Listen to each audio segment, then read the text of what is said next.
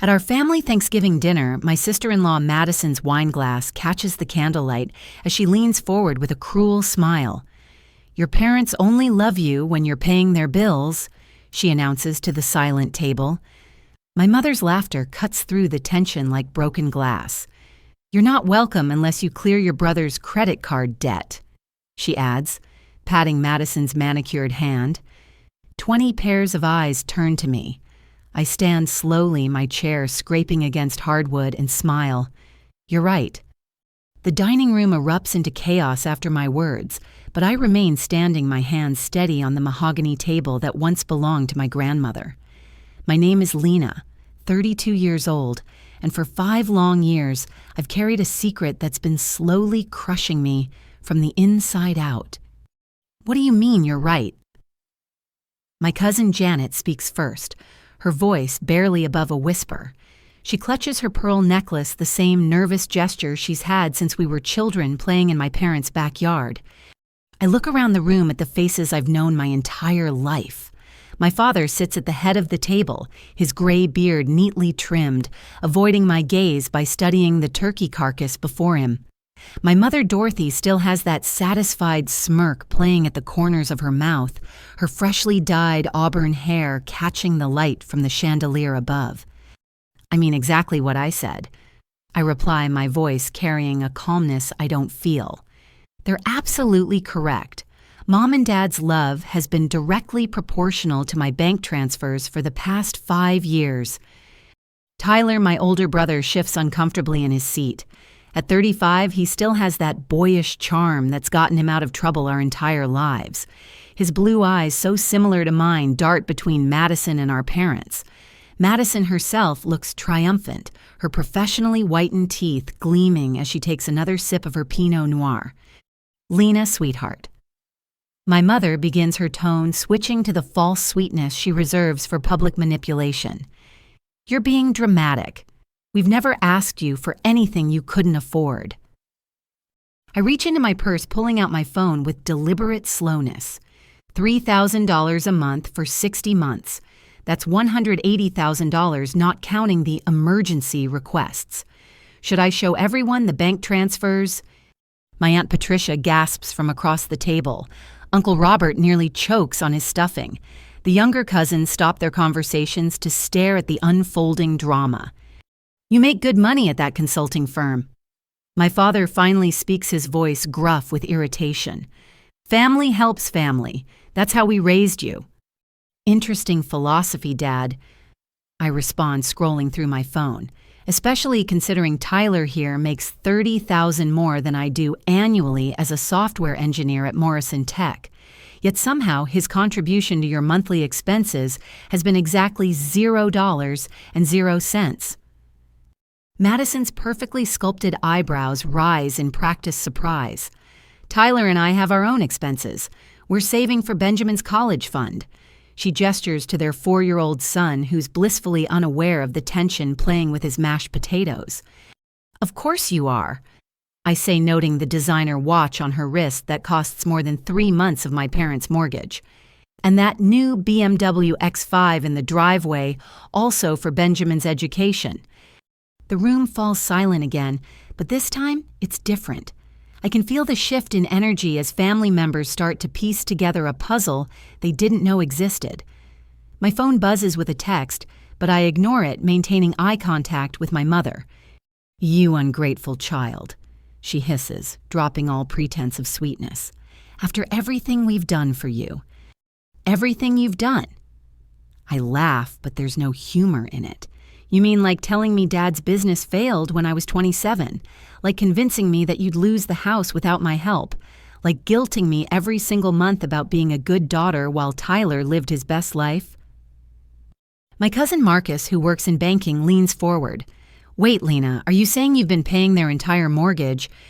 Mortgage, utilities, insurance, medical bills, groceries, and let's not forget Mom's monthly shopping allowance." I list off on my fingers. "All while being told they're on the verge of bankruptcy." Tyler finally finds his voice. "Lena, you're making it sound like some conspiracy. Mom and Dad needed help. You could afford it." "Could I challenge him.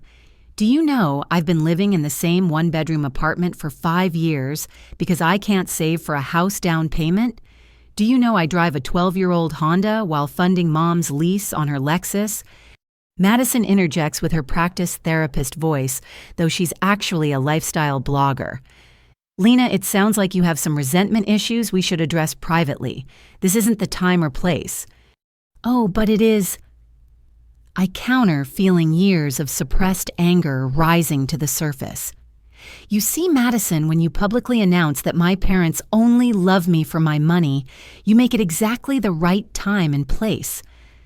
My teenage cousin Sophia, always glued to her phone, suddenly speaks up. Aunt Dorothy, is this why you told my mom that Lena was too selfish to have children? Because she said she couldn't afford them. My mother's face flushes red. That's taken out of context. What context? Sophia's mother, my Aunt Linda, demands. You told me Lena was choosing career over family. Meanwhile, she's been supporting your entire household. The facade begins to crumble. I watch as my father's shoulders slump as my mother's perfectly composed expression starts to crack. Tyler loosens his tie, a nervous habit from childhood. There's more, I announce, and the room somehow grows even quieter. Last month, I had coffee with David Chen from Dad's old company. My father's head snaps up, his eyes wide with alarm. Imagine my surprise. I continue, when he told me that Dad didn't just close the business. He was bought out 5 years ago for $250,000. Gasps echo around the table. Forks clatter onto plates. My grandmother's china, passed down through generations, seems to rattle with the shockwaves of revelation. He mentioned how happy he was that Dad had such a nice retirement package. I add, watching the color drain from my father's face. Funny how that retirement package never came up when you were crying about losing everything. You had no right to dig into our finances. My father growls, but his voice lacks conviction. Our finances, I repeat.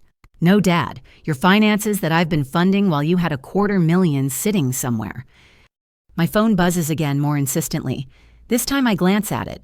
It's from Emma Tyler and Madison's teenage daughter from Madison's first marriage, who's spending Thanksgiving with her biological father. The preview of her message makes my blood run cold. Aunt Lena, you need to see what I just found out about Dad and Grandma. I need some air, I announce, standing up from the table. Enjoy the rest of your meal, the one I paid for, by the way. The catering bill is in my email if anyone wants to verify. As I walk toward the front door, my Aunt Patricia calls out, Lena, wait, are you okay? I pause at the doorway, looking back at the destruction of what was supposed to be a peaceful family gathering. I will be Aunt Pat. For the first time in 5 years, I think I will be. The last thing I see before stepping into the cool November evening is Tyler reaching for his wine glass with shaking hands while Madison furiously types on her phone. My mother has begun to cry, but I know those tears too well. They're not from remorse or shame. They're the tears of someone who's been caught. As I reach my car, I finally open Emma's text fully. What I read there makes me lean against the hood for support. My knees feel weak, but my resolve has never been stronger.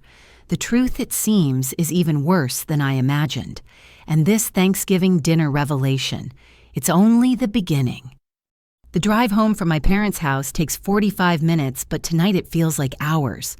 My phone sits in the passenger seat, lighting up constantly with calls and texts I'm not ready to face. Emma's message burns in my mind. Aunt Lena, you need to see what I just found out about Dad and Grandma. They've been taking money you send and giving it to him. I have screenshots. I pull into my apartment complex just after 9 o'clock. The parking lot is mostly empty, everyone still with their families sharing pie and gratitude. The irony isn't lost on me. I've just blown up Thanksgiving dinner with the truth, and now I'm returning to my modest one-bedroom apartment while my brother lives in a 4,000-square-foot house in Westfield Estates. Inside, I kick off my heels and pour myself a glass of water. My hands are still shaking. The adrenaline from confrontation is wearing off, leaving behind a hollow feeling in my chest. I finally pick up my phone to face the aftermath. 47 missed calls, 83 text messages. The family group chat has exploded. I scroll through categorizing the responses. Aunt Patricia. Honey, please call me. I had no idea this was happening. Uncle Robert, your mother is hysterical. Someone should check on her. Cousin Janet. I can't believe they did this to you. I'm so sorry. Cousin Marcus. As a financial advisor, I'm horrified. This is fraud, Lena. But the ones that sting most come from the family members taking my parents' side. Aunt Susan. Family doesn't air dirty laundry in public. You should be ashamed. Cousin Derek. Way to ruin Thanksgiving for everyone. Drama queen much. Uncle Thomas. Your parents raised you. This is how you repay them. I'm about to put the phone down when Emma's name appears with a call. She's only 16, but she's always been mature for her age. I answer on the second ring. Aunt Lena. Her voice is barely above a whisper. I'm so sorry about what happened. Are you okay? I'm processing, I answer honestly. Where are you calling from? Dad's bathroom. He and Stacy are watching football. I told them I wasn't feeling well. She pauses.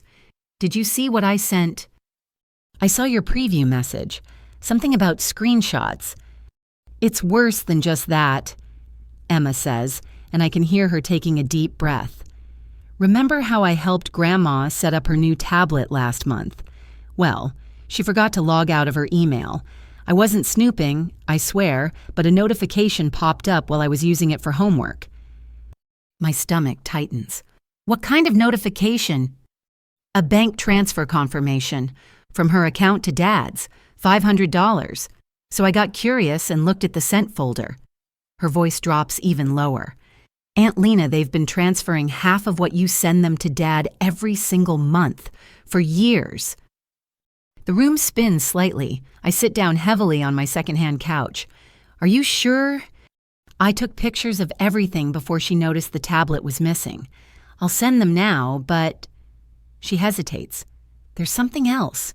Dad has a serious gambling problem. Mom doesn't know how bad it is. The screenshots start coming through. Each one is like a punch to the gut. Transfer after transfer, month after month. The memo lines are damning. For Tyler, monthly support. Tyler's assistance, helping our son. How do you know about the gambling? I ask, trying to keep my voice steady. I overheard him on the phone with someone named Sal. He owes a lot of money, Aunt Lena. Like scary amount of money. That's why he was so quiet at dinner when you brought up finances. He's desperate. Another wave of texts interrupts our conversation. This time it's from my parents. Mom, you need to send December's payment early. We have Christmas expenses. Dad, your behavior tonight was unacceptable, but we're willing to forgive you if you apologize. Mom, the mortgage company called. Payment is due Monday. The audacity takes my breath away. After everything revealed tonight, they're still demanding money. Emma must hear my sharp intake of breath.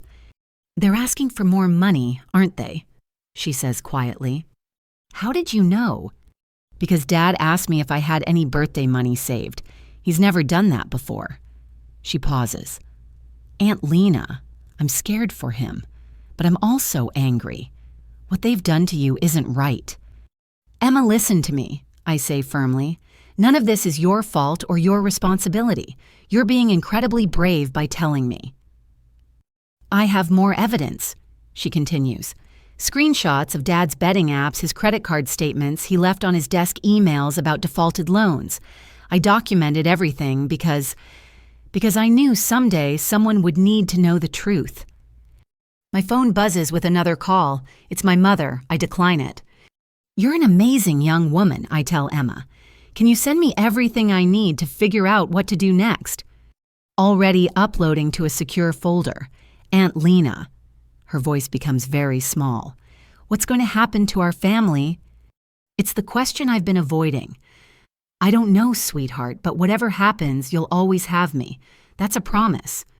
After we hang up, I spend the next 2 hours reviewing Emma's evidence. It's comprehensive and damning. Tyler's gambling debt exceeds $200,000. He's taken out loans in Madison's name without her knowledge. He's maxed out credit cards, emptied his children's college funds, and even sold Madison's grandmother's jewelry, replacing it with fakes. My laptop dings with an email notification. It's from my apartment complex. My lease renewal has been denied due to recent negative credit inquiries. My blood runs cold. I haven't applied for any credit recently. I log into my credit monitoring service, something I've neglected lately because I've been so focused on sending money to my parents. What I see makes me stagger to the bathroom, where I lose what little Thanksgiving dinner I managed to eat. 7 new credit cards opened in my name over the past 6 months, 3 personal loans, a car lease for a vehicle I've never seen, and the worst, a mortgage application for a property I don't recognize with my signature forged as a co-signer. The TV in my living room suddenly seems too loud, even though it's on mute. The walls feel like they're closing in. My safe small apartment no longer feels like a refuge. It feels like a trap. My phone rings again. This time it's a number I don't recognize. Against my better judgment, I answer. Ms. Lena Morrison. The voice is professional concerned. This is Thomas Bradley from First National Bank's Fraud Department. We've detected some unusual activity on accounts connected to your Social Security number. Are you available to discuss this matter? Yes, I whisper, sinking back onto the couch. I think I've just discovered it myself. I'm sorry to hear that, ma'am. Can you come to our main branch tomorrow morning? Given the holiday weekend, I'm making special arrangements to meet with you. This appears to be a serious case of identity theft. We arranged to meet at 8 in the morning. After hanging up, I sit in the darkness of my apartment, not bothering to turn on the lights. The city lights twinkle through my window, other people living their lives unaware that mine is crumbling. Another text from Emma appears. Aunt Lena, I forgot to mention. I saw Grandma at the bank with Dad last Tuesday. They had a lot of papers. The bank lady looked uncomfortable. I think they were trying to get another loan. The pieces start falling into place.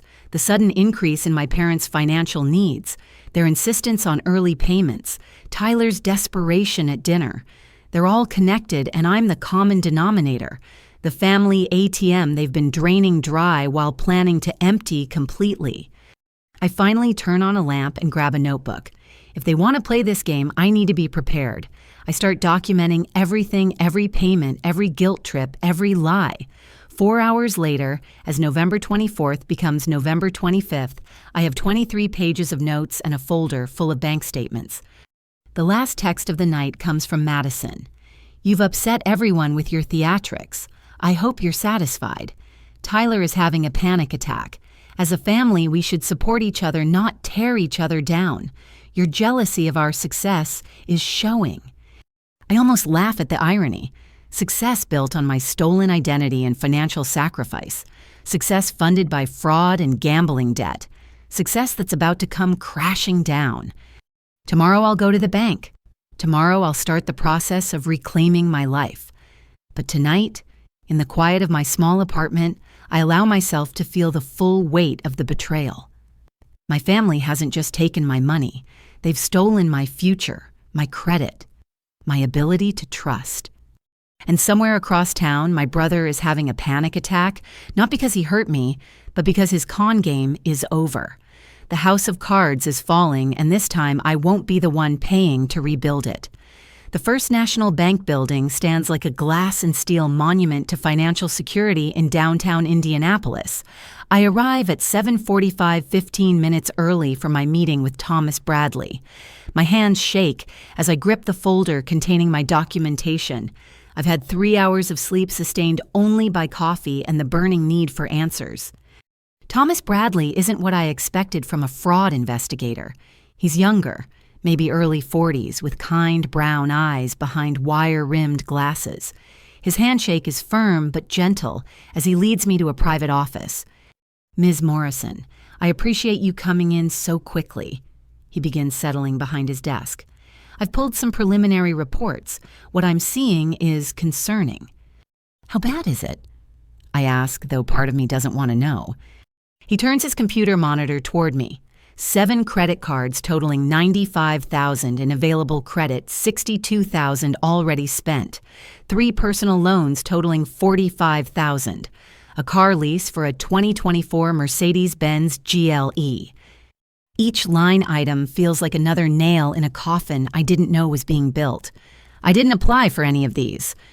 I believe you, Thomas says, pulling out additional paperwork. The applications all originated from IP addresses in this area, but the spending patterns don't match your historical behavior. Multiple luxury purchases, cash advances, gambling websites. Gambling websites. My throat feels dry. Significant amounts. Someone's been using these cards at online casinos, sports betting platforms, and poker sites. He pauses, studying my face. Ms. Morrison, do you have any idea who might have access to your personal information? My family. I whisper then stronger. My parents and brother. I've been supporting them financially for years. His expression shifts from professional concern to something deeper. I see. And this mortgage application... He slides a paper across the desk. It's for a property at 4721 Maple Grove Lane. The purchase price is $450,000. My signature is at the bottom, but it's not my handwriting. It's close practiced, but not mine. I've never seen this address, I say, photographing it with my phone. I live in a one-bedroom apartment on the east side. The application was submitted in person at our Westfield branch. We have security footage.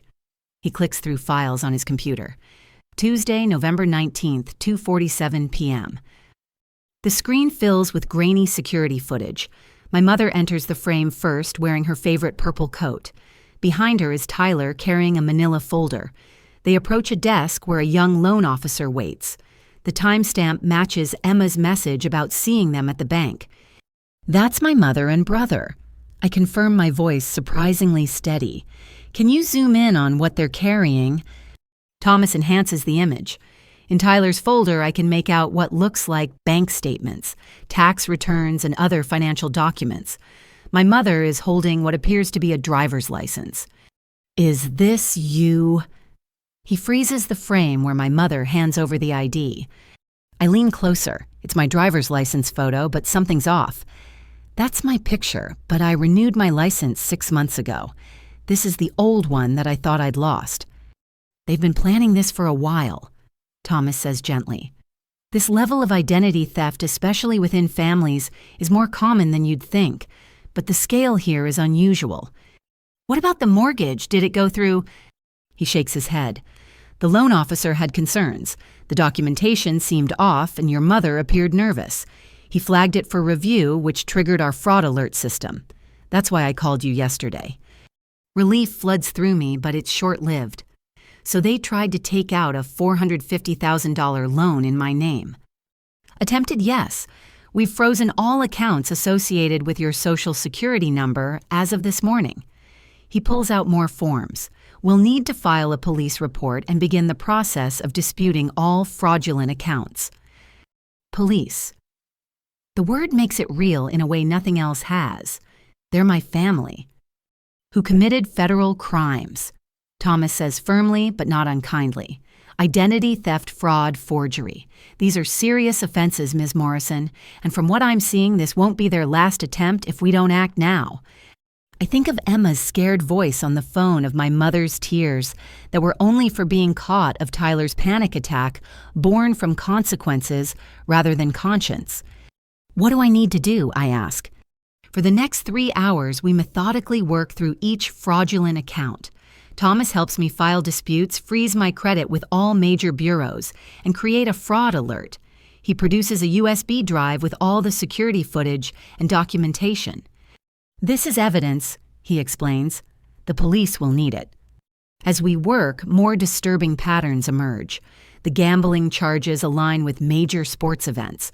The luxury purchases include jewelry, electronics, and designer clothing, all shipped to addresses I don't recognize. Cash advances total $38,000 taken out in increments just below federal reporting requirements. Someone knew what they were doing, Thomas observes. The cash advances especially. They stayed just under $10,000 each time to avoid triggering automatic reports. My brother works in tech, I say. He'd know about financial systems. Thomas makes a note. Ms. Morrison, I need to show you something else. It might be upsetting. He pulls up another set of security footage. This time, it's from an ATM. The timestamp shows 3 a.m. on various dates. In each one, Tyler is withdrawing the maximum daily amount from cards in my name. He looks desperate, I observe. Tyler's face is haggard, his usual polished appearance replaced by stubble and wrinkled clothes. Gambling addiction often presents this way, Thomas says. The late-night withdrawals, the maximum amounts, the frequency increasing over time. Has he shown signs of this behavior before? Not that I knew, but apparently there's a lot I didn't know about my family. My phone buzzes. It's a text from my boss, Sandra. Lena, your parents called HR yesterday claiming you're having mental health issues. We need to talk Monday. I don't believe them, but formal complaint filed. I show Thomas the message. His jaw tightens. They're trying to discredit you. Classic behavior when financial abuse is exposed. Document everything. They called my workplace. Anger replaces the shock that's been my primary emotion. They're trying to get me fired. It's about control, Thomas explains. If you lose your job, you become dependent. If you're dependent, you can't fight back. We see this pattern in financial abuse cases. The word abuse sits heavy in the air. I've been thinking of this as theft, as betrayal, but abuse. The systematic nature of it, the psychological manipulation, the attempts to isolate me from support systems. He's right. Ms. Morrison. Thomas continues, I recommend you speak with our legal partner, Sarah Winters. She specializes in cases like this, family financial fraud with identity theft components. He hands me a business card. Sarah Winters, attorney at law, specializing in financial crimes and family law. Is it really that serious? I ask, though I already know the answer. Your credit score has dropped 200 points. You have almost $200,000 in fraudulent debt. Your family attempted to add another $450,000. Your employer has been contacted with false claims about your mental stability. He lets each point sink in. Yes, it's that serious. I stand to leave my legs unsteady. The folder of evidence weighs heavy in my hands. Thank you, Mr. Bradley. You've been incredibly helpful. Lena, he says, dropping the formality. I see cases like this more often than I'd like. The family aspect makes it harder but not less criminal. You're doing the right thing. Outside the bank, the November air hits me like a wall. Downtown Indianapolis is busy with Black Friday shoppers, people hunting for deals, while I'm hunting for pieces of my shattered life. I sit in my car for a moment, processing everything. My phone rings. It's a number I don't recognize, but I answer anyway. Is this Lena Morrison? The voice is female professional. Yes. This is Detective Sharon Martinez with the Indianapolis Metropolitan Police Department Financial Crimes Unit. I just received a report from First National Bank regarding extensive identity theft. Could you come to the station today? I'll be there in an hour, I reply, surprised by the steadiness in my voice. Excellent. And Ms. Morrison, bring any documentation you have. Bank statements, communications with family members, anything relevant. After hanging up, I check my messages. The family group chat has devolved into chaos. Aunt Patricia, has anyone heard from Lena? I'm worried. Tyler, she's having some kind of breakdown. We should stage an intervention. Madison, I knew working so much would affect her eventually. Career women often crack under pressure. Mom, my daughter has mental problems. We've been covering for her for years. The lies are so blatant, so calculated. They're building a narrative where I'm the unstable one, where my accusations are delusions. But they don't know about Thomas Bradley, about the security footage, about Emma's screenshots. I type a single response, the truth always comes to light. Save your lies for the police. Then I leave the group chat. As I drive toward the police station, I think about the $450,000 property they tried to buy. What was their end game? Take out the mortgage default on it. Leave me with destroyed credit and possible bankruptcy while they lived in a house bought with my stolen identity. My phone buzzes with one more text. It's from Emma. Grandma and Dad are at the house. They're shredding documents. Mom doesn't know. I'm recording. This 16-year-old girl has more integrity than the adults who raised me. I voice text back, "Be safe. Don't let them know what you're doing. You're brave, Emma." The police station looms ahead.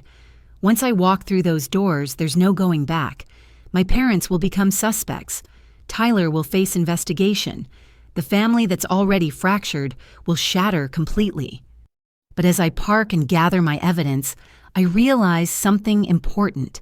They shattered this family the moment they decided I was nothing more than a bank account to drain. They destroyed it with every forged signature, every guilt trip, every transfer to Tyler, while crying poverty to me. I'm not breaking the family. I'm refusing to let them break me. With that thought, I walk through the station doors ready to tell the truth, the whole truth, and nothing but the truth, even if it means watching the people I love face the consequences they've earned. 3 days after filing the police report, I call a family meeting.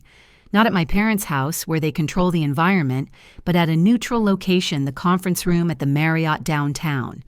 I pay for the space myself, wanting no obligations or guilt trips attached to this confrontation. I arrive 30 minutes early to set up. My lawyer, Sarah Winters, offered to attend, but I need to do this myself.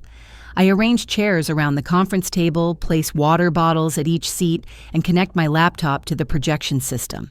The evidence Emma sent fills several folders on my desktop waiting. Sarah did give me one piece of advice. Record everything. Indiana is a one-party consent state. You have every right to document this meeting. The small digital recorder sits in my jacket pocket, already running. My Aunt Patricia arrives first, as I knew she would. Her warm embrace nearly breaks my resolve. "Honey, I've been sick with worry," she says, studying my face. "You look exhausted." "I haven't been sleeping much," I admit. "Did you know Aunt Pat any of it?" Her eyes fill with tears. "I suspected something was wrong. Your mom always cried poverty but had new clothes. Tyler complained about money but drove expensive cars. But I never imagined—" "None of us did," I assure her, squeezing her hand. Others trickle in over the next 20 minutes. Uncle Robert and Aunt Linda, cousins Marcus and Janet, even Great-Aunt Helen, who drove 2 hours from Fort Wayne. The family members who took my parents' side noticeably absent, including Uncle Thomas and Cousin Derek. At exactly 2 o'clock, my parents enter with Tyler and Madison. My mother wears her church outfit, a calculated choice to appear respectable and wronged. My father has his stern patriarch expression fixed in place. Tyler looks haggard, dark circles under his eyes, while Madison appears camera-ready, as always, though her designer handbag is a style from 3 seasons ago. "This is ridiculous," my father announces before even sitting, calling meetings like we're some corporation. "Family doesn't behave this way." "Family doesn't commit fraud either, yet here we are," I respond, standing at the head of the table. "Lena, sweetheart." My mother begins, but I hold up my hand. "Save the manipulation. Everyone here deserves the truth, the whole truth." I click to the first slide on my presentation. For the past 5 years, I've given our parents $180,000. They told me Dad's business failed, they were facing foreclosure, and had no money for basic expenses. Gasps ripple through the room as I display bank transfers, each one annotated with the supposed crisis it addressed. "That's family business," Tyler objects. "You have no right." "I have every right," I interrupt, "especially since you've been receiving half of that money every month while contributing nothing yourself." The room erupts. Aunt Patricia demands answers. Uncle Robert slams his hand on the table. Through it all, my parents maintain their injured act while Madison types furiously on her phone. "Everyone, please," I call out, clicking to the next slide. It gets worse. Emma's screenshots fill the screen. Transfer after transfer from my mother's account to Tyler's, each one dated within days of my payments arriving. "Where did you get these?" My mother's voice rises in pitch. "This is private." "Your granddaughter provided them," I say, watching Madison's face go white. "Emma discovered the truth and had the courage to share it." "That little brat," Madison hisses. "She had no business." "She had every business protecting someone she loves from continued theft." Cousin Marcus interjects. This is embezzlement, plain and simple. I click again. Tyler's gambling debts appear documented through Emma's photos of betting apps and collection notices. $200,000 in gambling debt, I announce, funded by the money meant for our parents' survival, money I sacrificed my own future to provide. Tyler shoots to his feet. You don't understand the pressure I'm under. The expectations Madison wants a certain lifestyle, Benjamin needs the best schools, Emma's activities cost a fortune. So you gambled away my money, I ask quietly.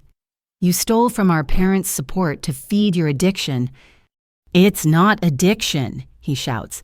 I had a system I was going to win it back.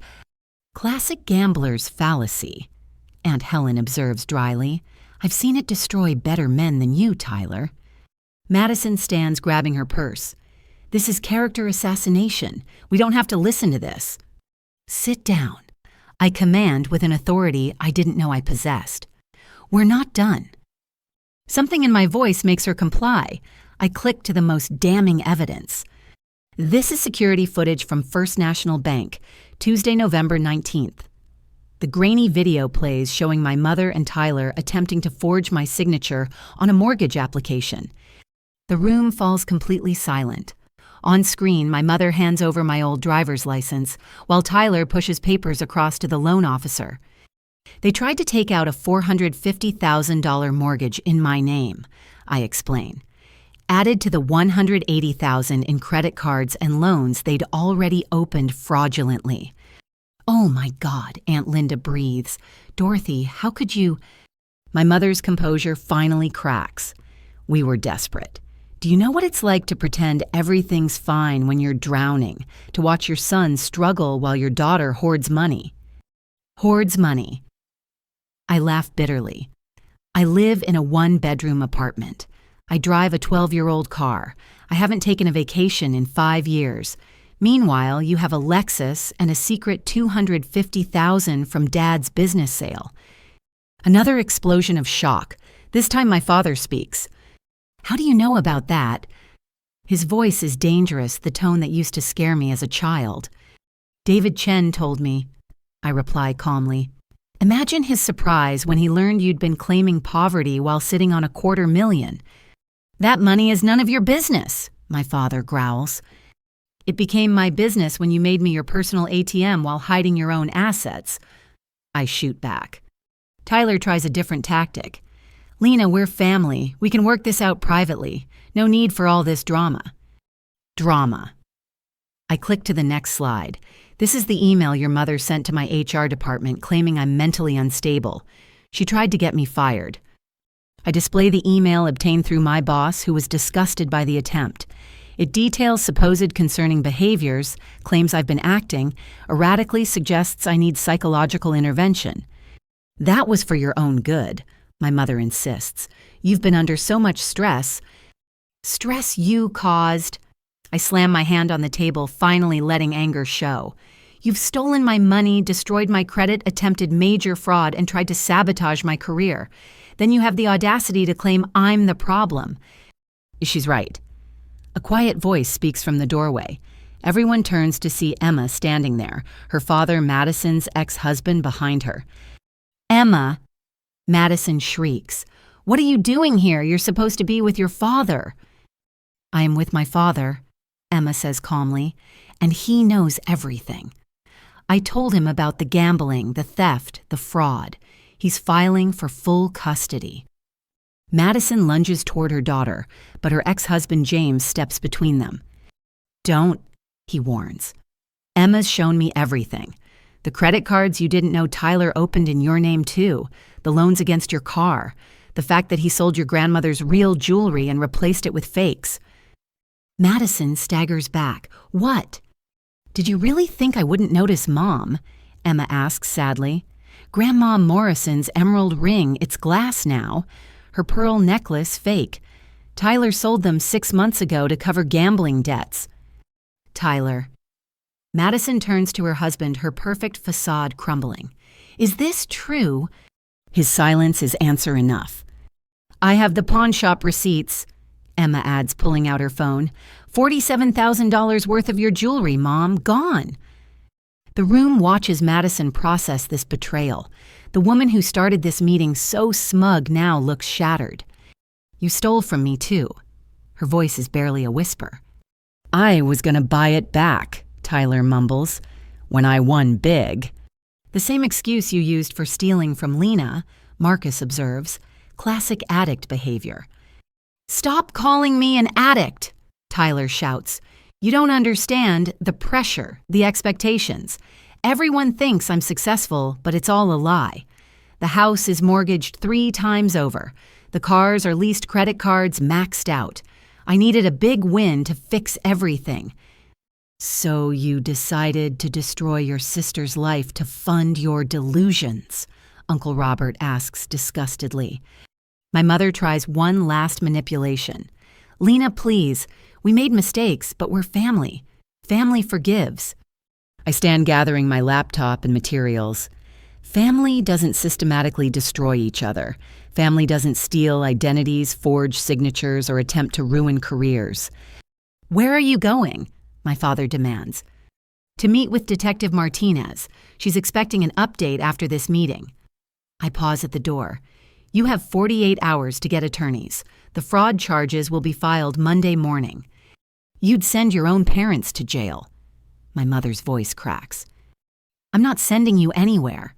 You sent yourselves the moment you decided I was nothing more than a resource to exploit. I look around the room at my extended family. I'm sorry you all had to witness this, but you deserve the truth. Aunt Patricia stands. We're with you, Lena. This is criminal and they need to face consequences. Uncle Robert nods. I'll testify if needed. This is unconscionable. One by one, most of the family members voice their support. My parents sit isolated at their end of the table, their lifetime of manipulation finally exposed. Tyler. Madison says quietly, I want a divorce, and I want you out of the house tonight. Baby, please, he starts. Don't, just don't. She turns to me. Lena, I owe you an apology. I was horrible at Thanksgiving. I didn't know. But you suspected, I reply. You knew something wasn't right with the money and you chose to look away as long as you benefited. She nods, tears ruining her perfect makeup. You're right. I was complicit through willful ignorance. Emma crosses to me, wrapping her arms around my waist. I'm proud of you, Aunt Lena. This couldn't have been easy. No, I agree, hugging her back. But it was necessary. As I leave the conference room, I hear the argument starting behind me. Accusations, flying alliances, shifting the family structure forever altered. But for the first time in 5 years, I feel free. The mountain of debt isn't mine to carry. The guilt isn't mine to bear. The consequences aren't mine to face. In the hotel lobby, Sarah Winters waits with Detective Martinez. They've been watching the feed from my laptop live stream to Sarah's phone for legal documentation. That was intense, Detective Martinez says, but you got several confessions on tape. This will make prosecution much easier. What happens now? I ask. Now we build the case, Sarah replies. With what we just witnessed, plus the bank evidence and Emma's documentation, we have enough for arrest warrants. I nod, suddenly exhausted. The adrenaline that carried me through the confrontation is fading, leaving behind a bone-deep weariness. Go home, Sarah advises. Rest. The legal system takes over from here. As I drive home, my phone buzzes constantly with messages from family members. Some supportive, some still in shock, a few angry that I've destroyed the family's image. I ignore them all. Tonight, in my small apartment that my family mocked, I'll sleep peacefully for the first time in years. Not because justice has been served yet, but because the truth is finally free. And sometimes the truth is the sharpest weapon of all. Monday morning arrives with the kind of crisp clarity that makes everything feel more real. I'm sitting in Sarah Winters' law office by 7:30 watching the sun paint downtown Indianapolis in shades of gold and amber. Her office occupies the 20th floor of the Merchants Bank building, all clean lines and professional authority. Sarah herself is nothing like I expected when Thomas Bradley first recommended her. In her early 50s, with silver-streaked auburn hair and laugh lines that suggest she hasn't let her serious profession steal her humanity, she radiates the kind of confidence that comes from winning battles others deemed impossible. Coffee she offers pouring from a French press on her credenza. We have a full day ahead. Please, I accept gratefully. I haven't been sleeping well. That's normal, she assures me, handing me a pristine white mug. Family fraud cases are emotionally exhausting. You're grieving the family you thought you had while fighting the one you actually have. Her words hit deep.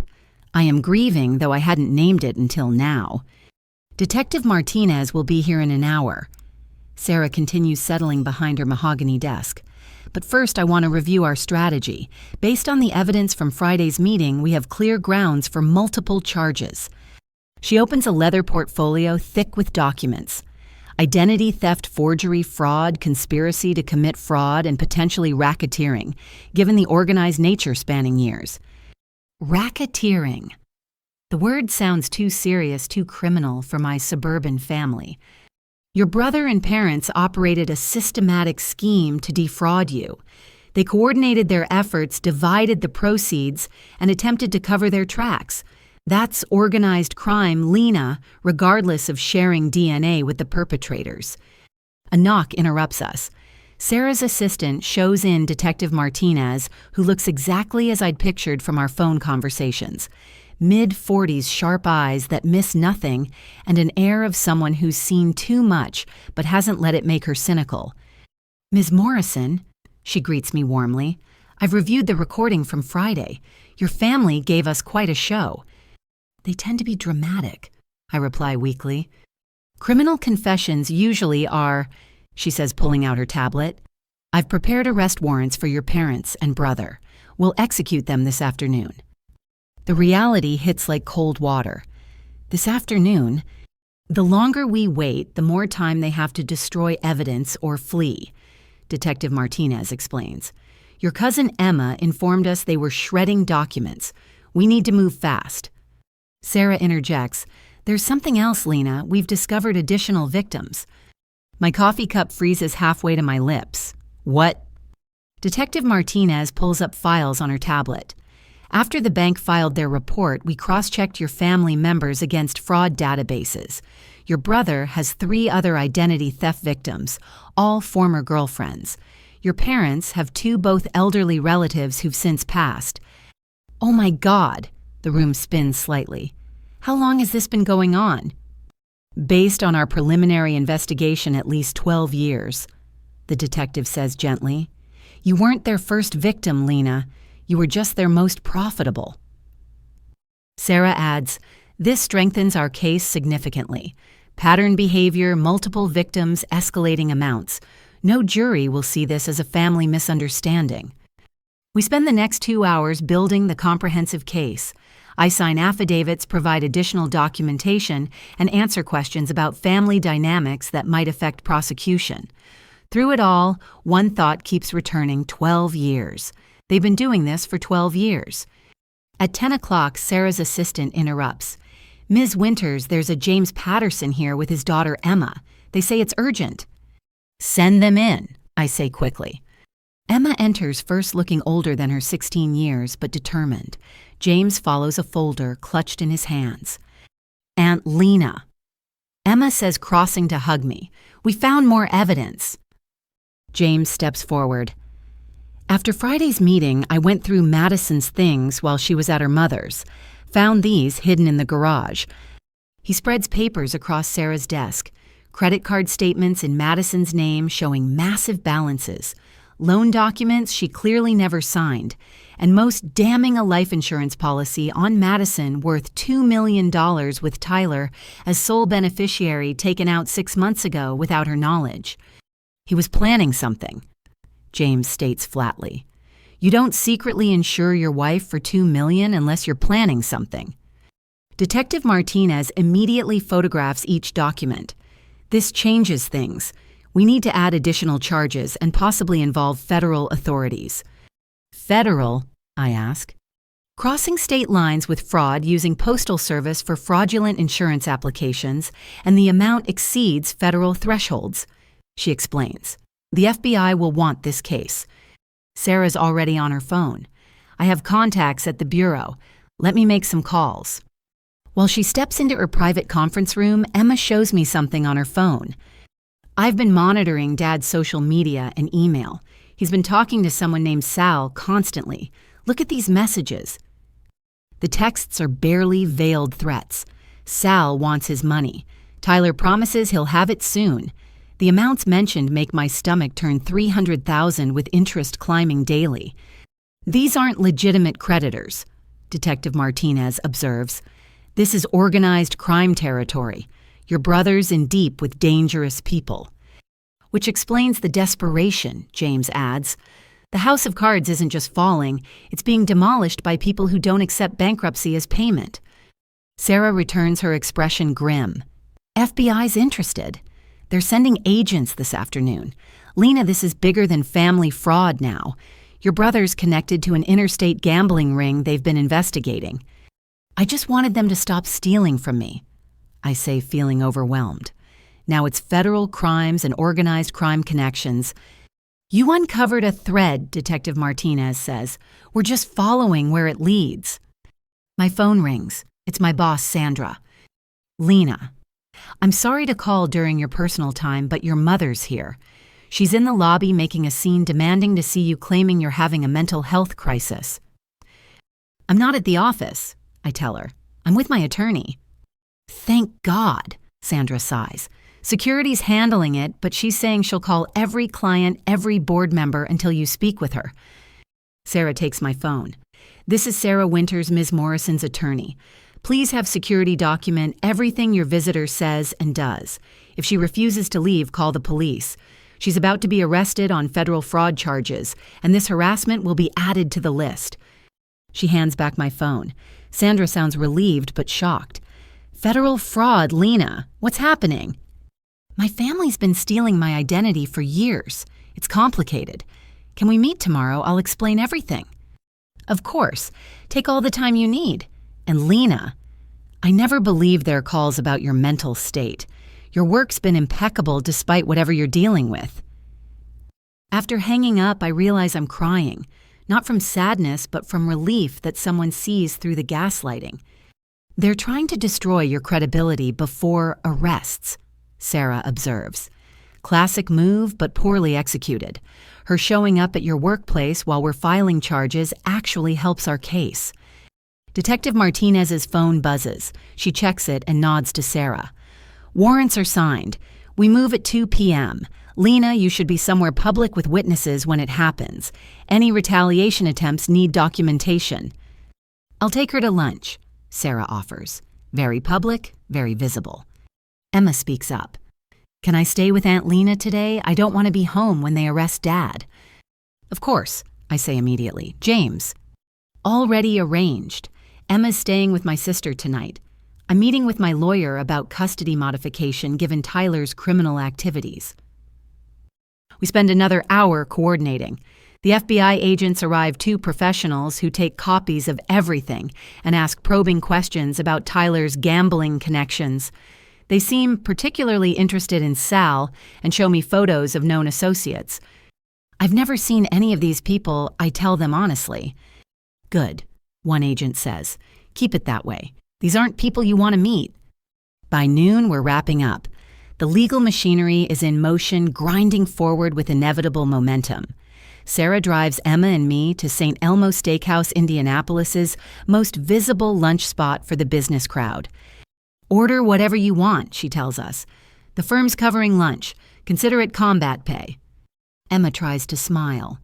Is it wrong that I'm relieved? That sounds terrible, Dad being arrested, but I'm just so tired of the lies and fear. It's not wrong, I assure her. You've been carrying adult burdens no teenager should face.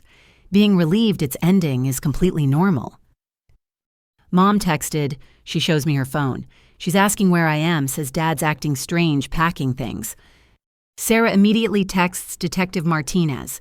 Within minutes, she responds that they're moving the timeline up, concerned about flight risk. We're halfway through our shrimp cocktail when Sarah's phone rings. She steps away, returning with a carefully neutral expression. They've made the arrests. Your parents were at their home. Tyler was attempting to board a flight to Costa Rica. He was arrested at the airport. Costa Rica doesn't have extradition, Emma says quietly. He researched it last month. I saw the browser history. The rest of lunch passes in a blur. Emma picks at her food while I pretend to eat. Sarah fields calls from various law enforcement agencies coordinating the next steps. Around us, Indianapolis's business elite conduct their normal Monday lunches, oblivious to our small drama. At 3 o'clock, we return to Sarah's office to find it bustling with activity. Detective Martinez waits with updates. Your parents are in custody, both invoking their right to counsel. Tyler's being held on additional charges after they found $50,000 cash in his carry-on. We're tracing the source. The house, I ask. Being searched now with warrants. We've already found multiple shredders running, but our tech team can reconstruct most documents. Your mother had a suitcase packed too hidden in the basement. They were all planning to run, to leave me with destroyed credit, hundreds of thousands in debt, and no way to recover.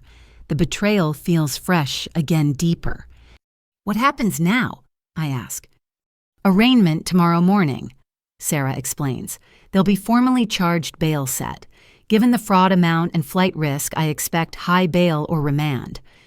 Will I have to see them? Not tomorrow. You'll need to testify eventually, but for now, the evidence speaks for itself. Emma's been quiet, scrolling through her phone. Suddenly, she gasps. Oh no. What is it? I ask. She shows me a social media post from my cousin Derek. Family turns on family. Lena Morrison sends her own parents and brother to jail over money. Some people value dollars over blood. Disgusting. The comments are already piling up, some supporting him, others defending me. The family civil war has gone public. Don't engage, Sarah advises. Let them show their true colors online. It only helps our case if they're publicly defending fraud. But it still stings. Being painted as the villain when I'm the victim feels like another violation. Detective Martinez offers unexpected comfort. Ms. Morrison, I've worked financial crimes for 15 years. Family fraud is the hardest because victims get blamed for seeking justice. But you've done nothing wrong. They chose to commit crimes. You chose to stop them. That takes incredible courage. As the afternoon wears on, more details emerge. The house search yields boxes of financial documents, many involving other family members' information. The FBI finds connections between Tyler's gambling and a multi-state operation they've been tracking. My parents' bank records show patterns of fraud dating back over a decade. By 5 o'clock, I'm exhausted. Emma's fallen asleep on Sarah's couch, emotionally drained from the day. James arrives to take her to his sister's, promising to keep her informed but protected from the worst details.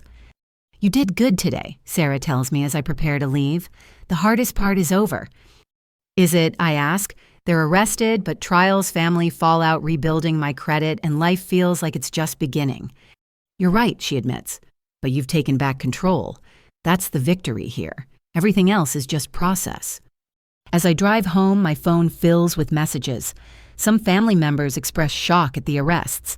Others blame me. A few offer support. I ignore them all, focusing on the road and the setting sun painting the sky in shades of justice delayed, but finally arriving. At my apartment, I find a note taped to my door. It's from my elderly neighbor, Mrs. Chen. Saw the news, dear. If you need anything, I'm here. Sometimes the family we choose is better than the one we're born into. Inside, I make tea and sit by my window watching the city lights flicker to life. Somewhere across town, my parents and brother sit in holding cells, their freedom exchanged for years of taking mine. The irony isn't lost on me. Tomorrow begins the long journey of rebuilding. New credit, new boundaries, new understanding of who deserves trust. But tonight, for the first time in years, I don't check my bank balance with dread. I don't fear the next guilt-laden phone call or manipulative text. Tonight, I'm free, and that's worth more than any amount they stole. Tuesday morning hits differently when your family's mugshots are trending on local news sites. I arrive at Meridian Consulting Group at 6:45, hoping to avoid the early crowd, but Sandra's already waiting in my office with 2 cups of coffee and a concerned expression. Lena. She starts then stops, seemingly at a loss. In our 8 years working together, she's never seen me as anything but composed and professional. I know it's a lot. I acknowledge, accepting the coffee gratefully. I wanted to tell you in person what's been happening. For the next 30 minutes, I lay out the whole story. Sandra's expressions shift from shock to anger to disgust as I detail the fraud, the identity theft, the attempted sabotage of my career. Those calls to HR make sense now, she says. They were trying to discredit you before you could expose them. There's more, I admit. My brother Tyler works at Morrison Tech. They're one of our partner companies. Sandra's eyes widen.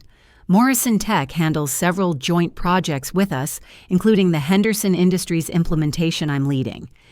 We need to loop in legal, she says immediately. If he had access to our shared systems, I already thought of that. I pull out my laptop, showing her my documentation. I've been tracking irregularities in our joint projects for the past 6 months, small things I initially attributed to miscommunication. The patterns once isolated seem innocuous. Delayed deliverables from Morrison Tech's side, budget overruns blamed on our specifications, client complaints about integration issues that somehow always traced back to my recommendations, even when I wasn't involved.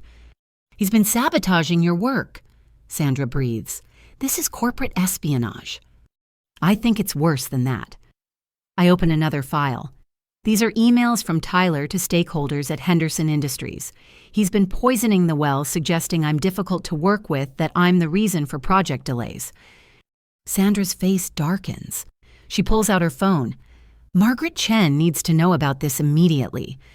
Margaret Chen, our CEO, is not someone you disturb at 7 in the morning unless the building's on fire. But Sandra calls anyway, putting it on speaker. Sandra, this better be important. Margaret's voice carries the authority of someone who built a consulting empire from scratch. Lena Morrison's brother has been conducting corporate sabotage against us through Morrison Tech. We have evidence. A pause. I'll be there in 20 minutes. Have legal join us. While we wait, I continue showing Sandra the evidence. Email threads where Tyler inserted himself into conversations he had no business joining. Project files accessed from his credentials during my meetings, ensuring he knew my strategies before I could implement them. Subtle alterations to shared documents that made my proposals seem less favorable. How long has this been going on? Sandra asks. Based on the access logs, about 8 months, right around when I started limiting financial support to my parents. He was building a case to get you fired, she realizes. If you lost your job, I'd be desperate enough to not notice the identity theft, maybe even need their help. I finish her thought, or at least be too overwhelmed to fight back.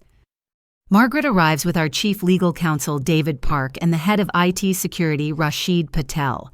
What follows is a forensic dissection of 8 months of corporate manipulation. Rashid's fingers fly over his laptop. I'm seeing unauthorized access to our shared drives from Morrison Tech IP addresses. Someone used elevated permissions to view files they shouldn't have accessed. Tyler's a software engineer, I explain. He'd know how to cover his tracks.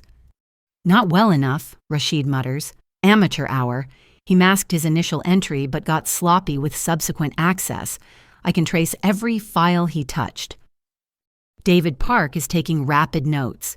This is corporate espionage, breach of contract, and potentially theft of trade secrets. Morrison Tech is liable for their employees' actions. Margaret's been quietly reviewing the emails Tyler sent to Henderson Industries. Her expression grows colder with each one. He told Henderson you were unstable, she says finally. Suggested they request a different project lead. Use terms like emotional volatility and questionable judgment. Classic gendered sabotage, Sandra observes bitterly. Paint the woman as hysterical, unstable, emotional. My phone buzzes. It's Emma texting from school. News vans at Mom's office. Her company put her on leave. Dad's bail hearing is starting. I show the text to the group. Tyler's bail hearing is this morning. His employer doesn't know about the corporate espionage yet. Margaret smiles. It's not a pleasant expression. They will within the hour. David prepare cease and desist letters for Morrison Tech. Detail every breach. Rashid compile everything for law enforcement. We're adding corporate espionage to Mr. Morrison's charges. What about Henderson Industries? I ask. They've been getting false information about me for months. Leave Henderson to me, Margaret says. Richard Henderson and I go back 20 years. He'll be very interested to know someone's been manipulating his company's relationship with ours. The next 2 hours blur together. Rashid discovers more than we initially thought. Tyler didn't just access my files, he copied entire project proposals, client lists, and pricing strategies. The potential damage runs into millions. He was probably planning to jump ship, David observes. Take your clients and strategies to a competitor, paint you as the problem to cover his tracks. My desk phone rings. It's Detective Martinez. Ms. Morrison thought you should know. Tyler's bail was denied. The judge considered him a flight risk given the airport incident. Your parents got house arrest with ankle monitors, but Tyler's staying in custody. There's more, I tell her. We've discovered corporate espionage. I put her on speaker and let Margaret explain. We'll need all that evidence, Detective Martinez says when we finish. This significantly strengthens the federal case. The FBI will be very interested. After she hangs up, Margaret turns to me. Lena, I need to ask, is there any possibility Tyler had help inside our company? I've wondered that myself. I pull up our organizational chart. He seemed to know about meetings he wasn't invited to, decisions made in closed sessions. Sandra gasps. The Henderson Project kickoff. Remember how Morrison Tech showed up with a counter-proposal that addressed every concern we'd discussed privately? I assumed they'd done their homework, I say slowly, but the specifics were too exact. Rashid's already pulling security footage and access logs from that day. We had a visitor badge issued to a Morrison Tech employee who isn't Tyler, Jessica Walsh. That's Tyler's direct report. I recognize the name. She's tagged in his social media constantly, office happy hours, team celebrations. I'll review her access, Rashid says. If Tyler had an accomplice... Margaret stands. Staff meeting in an hour. We need to inform everyone about potential security breaches without causing panic. Lena, you'll present your projects as normal. Don't let this derail your work. Actually, Sandra interjects, I think Lena should take a few days, not because of performance. She adds quickly, seeing my expression. But you're dealing with family arrests, identity theft, and now corporate espionage. That's trauma on top of trauma. I need to work, I protest. If I stop moving, I'll fall apart. Then work from home, Margaret compromises. Full access, full pay, but away from potential drama if reporters show up. This story's gaining traction. She's right. My phone's been buzzing with calls from unknown numbers all morning. One voicemail is from a reporter at the Indianapolis Star wanting a statement about sending your family to prison over money. David Park offers unexpected support. I can draft a statement if media becomes persistent. Make it clear you're a victim of serious crimes, not a vindictive family member. Would that help? I ask. Public perception matters, he admits. Especially if this goes to trial. Jury pools come from the same public reading these headlines. By 10 o'clock, the corporate investigation has expanded. Rashid's found evidence of Jessica Walsh accessing systems outside her authorization, always within hours of Tyler's intrusions. Margaret's on the phone with Morrison Tech's CEO, who's apparently just learning his company might face massive liability. He's claiming complete ignorance, she reports. Says Tyler was a model employee, high performer, great team player. Sociopaths usually are, Sarah Winters says. She's arrived for a scheduled meeting, but quickly becomes absorbed in the unfolding corporate drama. They're charming until they're caught. My phone rings with a number I don't recognize. Against better judgment, I answer. Lena, this is Pastor Williams from your parents' church. My stomach drops. Pastor Williams has known me since childhood, baptized me at 13, counseled our family through various crises. I'm calling about your parents, he continues. They're devastated, Lena. Your mother had to be sedated last night. Your father's age, 10 years. Whatever disagreement you have, surely it doesn't warrant destroying your family. Pastor Williams, I say carefully, aware everyone in the room is listening. Did they tell you they stole my identity, opened credit cards in my name, and tried to take out a fraudulent mortgage? Silence. Then, they mentioned a misunderstanding about finances. A misunderstanding. My voice rises. They committed federal crimes. They destroyed my credit. They tried to get me fired. That's not a misunderstanding, that's a criminal conspiracy. Lena, the Bible teaches forgiveness. It also teaches thou shalt not steal, and thou shalt not bear false witness. I interrupt. They stole hundreds of thousands and are lying about it. Where's your sermon about that? Sarah takes the phone. This is Ms. Morrison's attorney. Any further contact should go through my office. And Pastor, you might want to verify facts before inserting yourself into federal criminal proceedings. She hangs up and hands back my phone. That won't be the last flying monkey they send. Flying monkey, Rashid asks. Narcissist terminology. Emma texts. She's been following our group chat. People who do the narcissist's bidding, usually unknowingly. Grandma and Grandpa are probably calling everyone with their victim story. Margaret's assistant interrupts. Ms. Chen Richard Henderson on line 1. He says it's urgent. Margaret takes the call in her office. Through the glass, we can see her expression shift from professional to genuinely shocked. She gestures for me to join her. Richard, I'm putting you on speaker with Lena Morrison. Ms. Morrison. Henderson's voice is grave. I just received a call from Tyler Morrison. He's in jail asking me to post his bail in exchange for information about supposed irregularities in your work. My knees go weak. Even from jail, Tyler's trying to destroy me. What did you tell him? Margaret asks.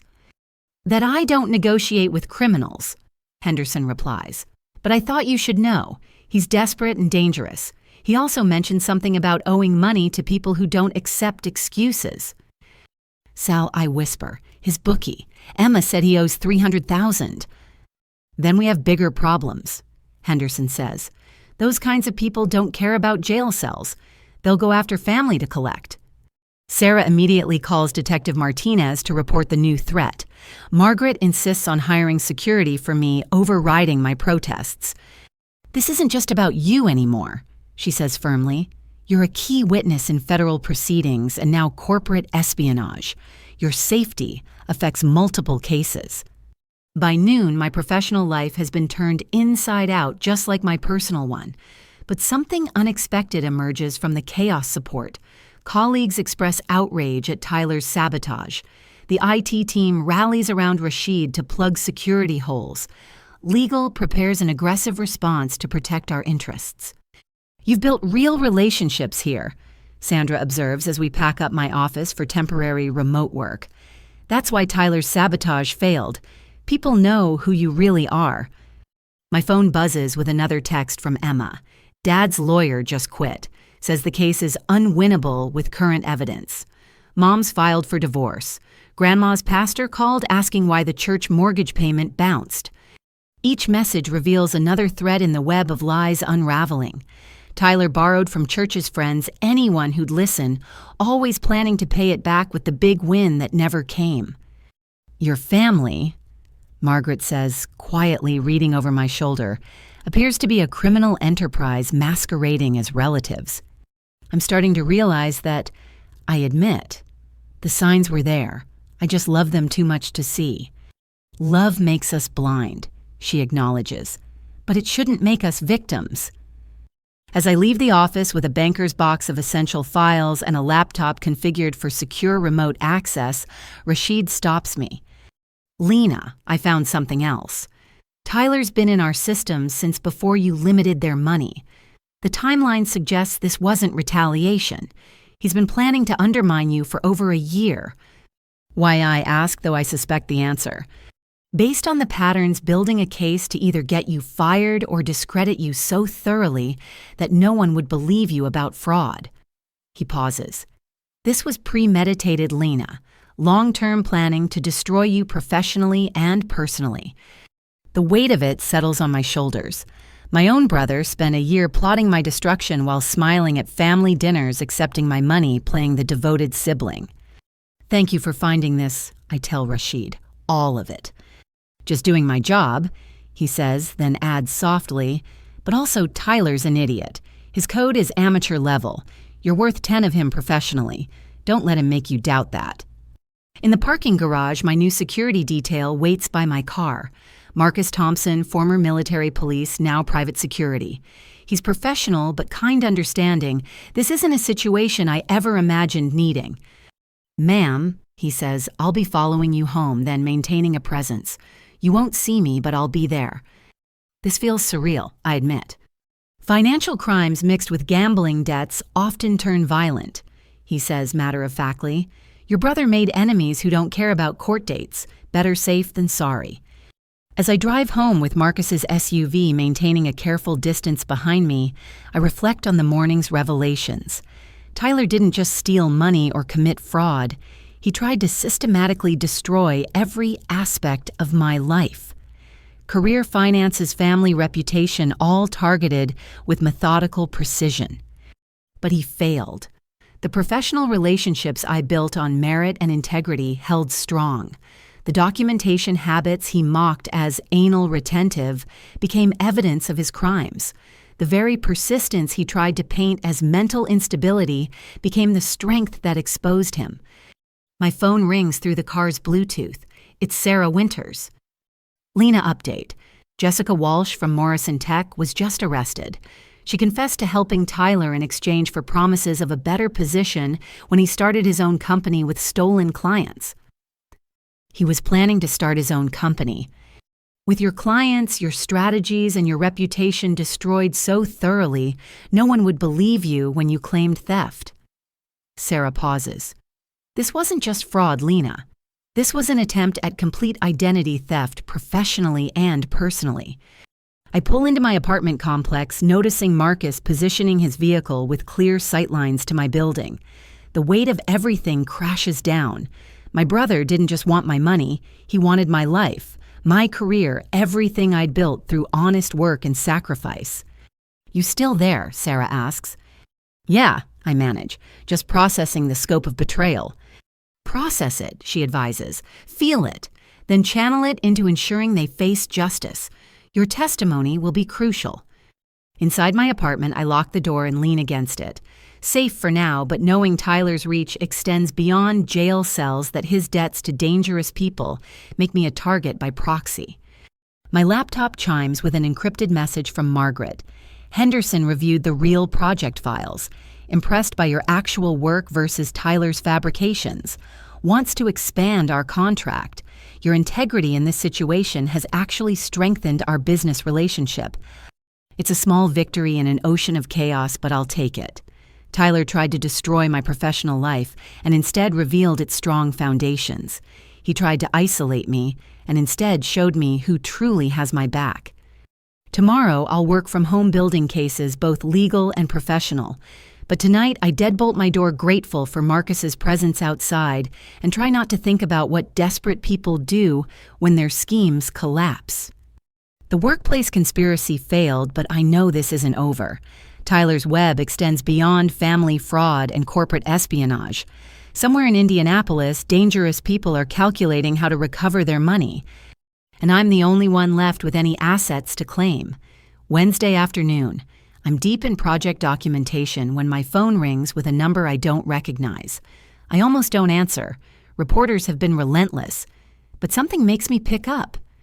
Lena, this is your Aunt Patricia, not your mother's sister, Patricia, your father's estranged sister, Patricia Chen. I nearly dropped the phone. Aunt Patricia hasn't been mentioned in our family for 15 years, not since the explosive fight at Grandma Morrison's funeral that led to her complete exile from the family. I know this is unexpected. She continues, her voice carrying a slight accent from years living in Singapore. but I've been following the news about your parents and Tyler. There are things you need to know, things about your grandmother's estate. Grandma Morrison. My voice sounds strange to my own ears. She died when I was 17. The estate was settled years ago. That's what they told you, Patricia says carefully. Can we meet? I'm in Indianapolis for the next 48 hours specifically to see you. I have documents you need to see. Every instinct screams caution, but something in her voice, perhaps the careful way she phrases things, like someone who's been burned by family before, makes me agree. We arrange to meet at the Alexander Hotel downtown, public and safe. I call Sarah Winters immediately. My estranged aunt just contacted me about my grandmother's estate. This feels like another shoe dropping. Take Marcus with you, Sarah advises, and record everything. At this point, assume every family interaction has legal implications. 2 hours later, I'm sitting across from Aunt Patricia in the hotel's conservatory. She looks like a softer version of my father, the same sharp cheekbones, but with warmth in her eyes he's never possessed. Marcus sits 2 tables away pretending to read a newspaper. You look like her, Patricia says, studying my face. Your grandmother. Same determined chin, same eyes that see too much. I barely remember her clearly, I admit. Just impressions.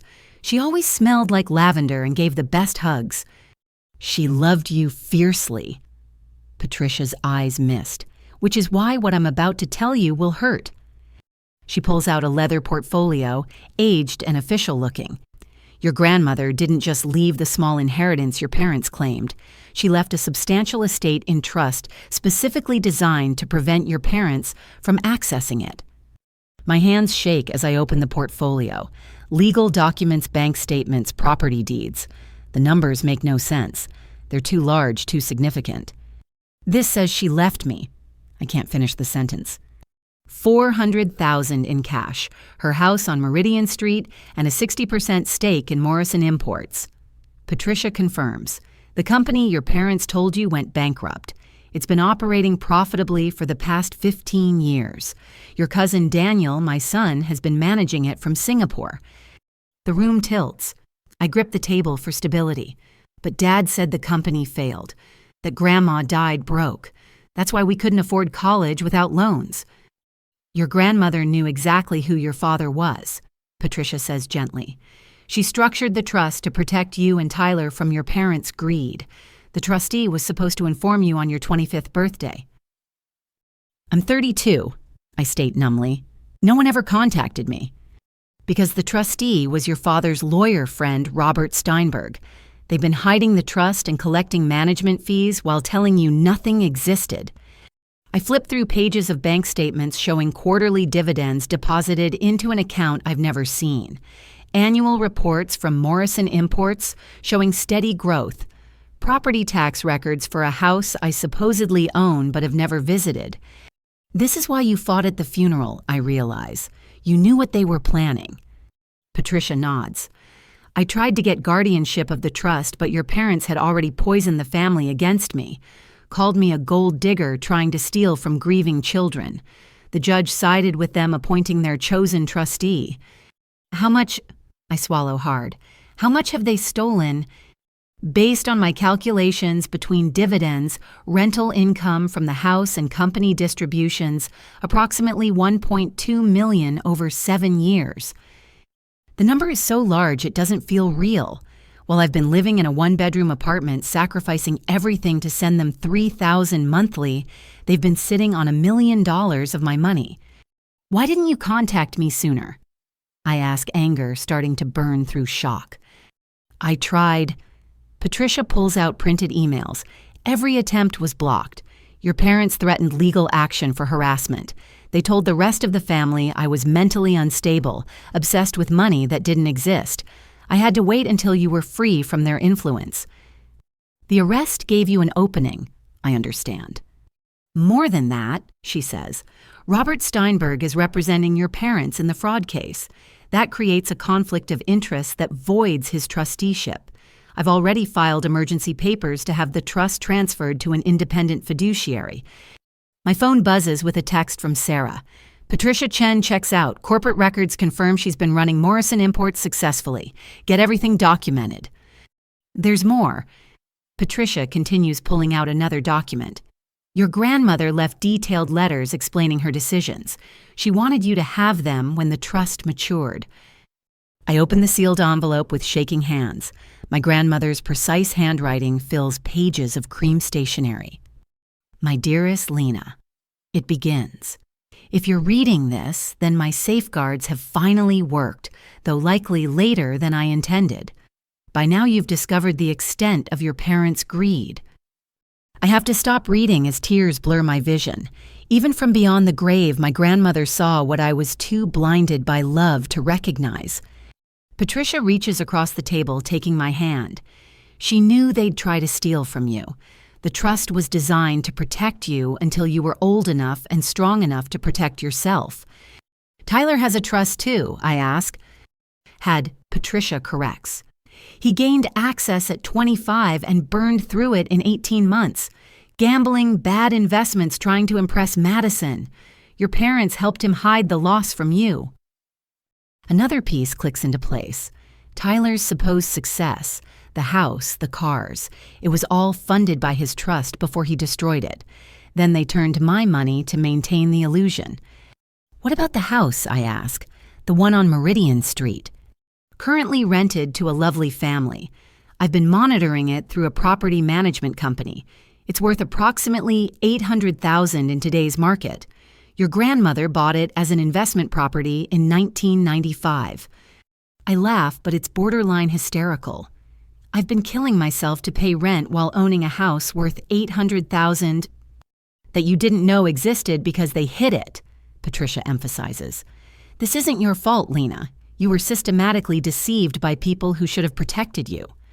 The company, I focus on something concrete to avoid falling apart. Morrison Imports, what exactly does it do now? Patricia pulls out an iPad showing me the company website. We import artisanal goods from Southeast Asia, fair trade sustainable sourcing. Your grandmother would be proud. Annual revenue just hit $12 million. Your 60% stake is worth approximately $3.6 million. The numbers stop making sense. It's like discovering you've been living in poverty while unknowingly being a millionaire. The cognitive dissonance makes my head spin. I need to call my lawyer, I manage. I've brought copies of everything, Patricia says, sliding a thumb drive across the table. Financial records, trust documents, correspondence. Daniel's prepared to do a full accounting of company operations whenever you're ready. I excuse myself to the bathroom where I promptly have a panic attack. Marcus discreetly follows standing guard outside while I hyperventilate in a marble stall.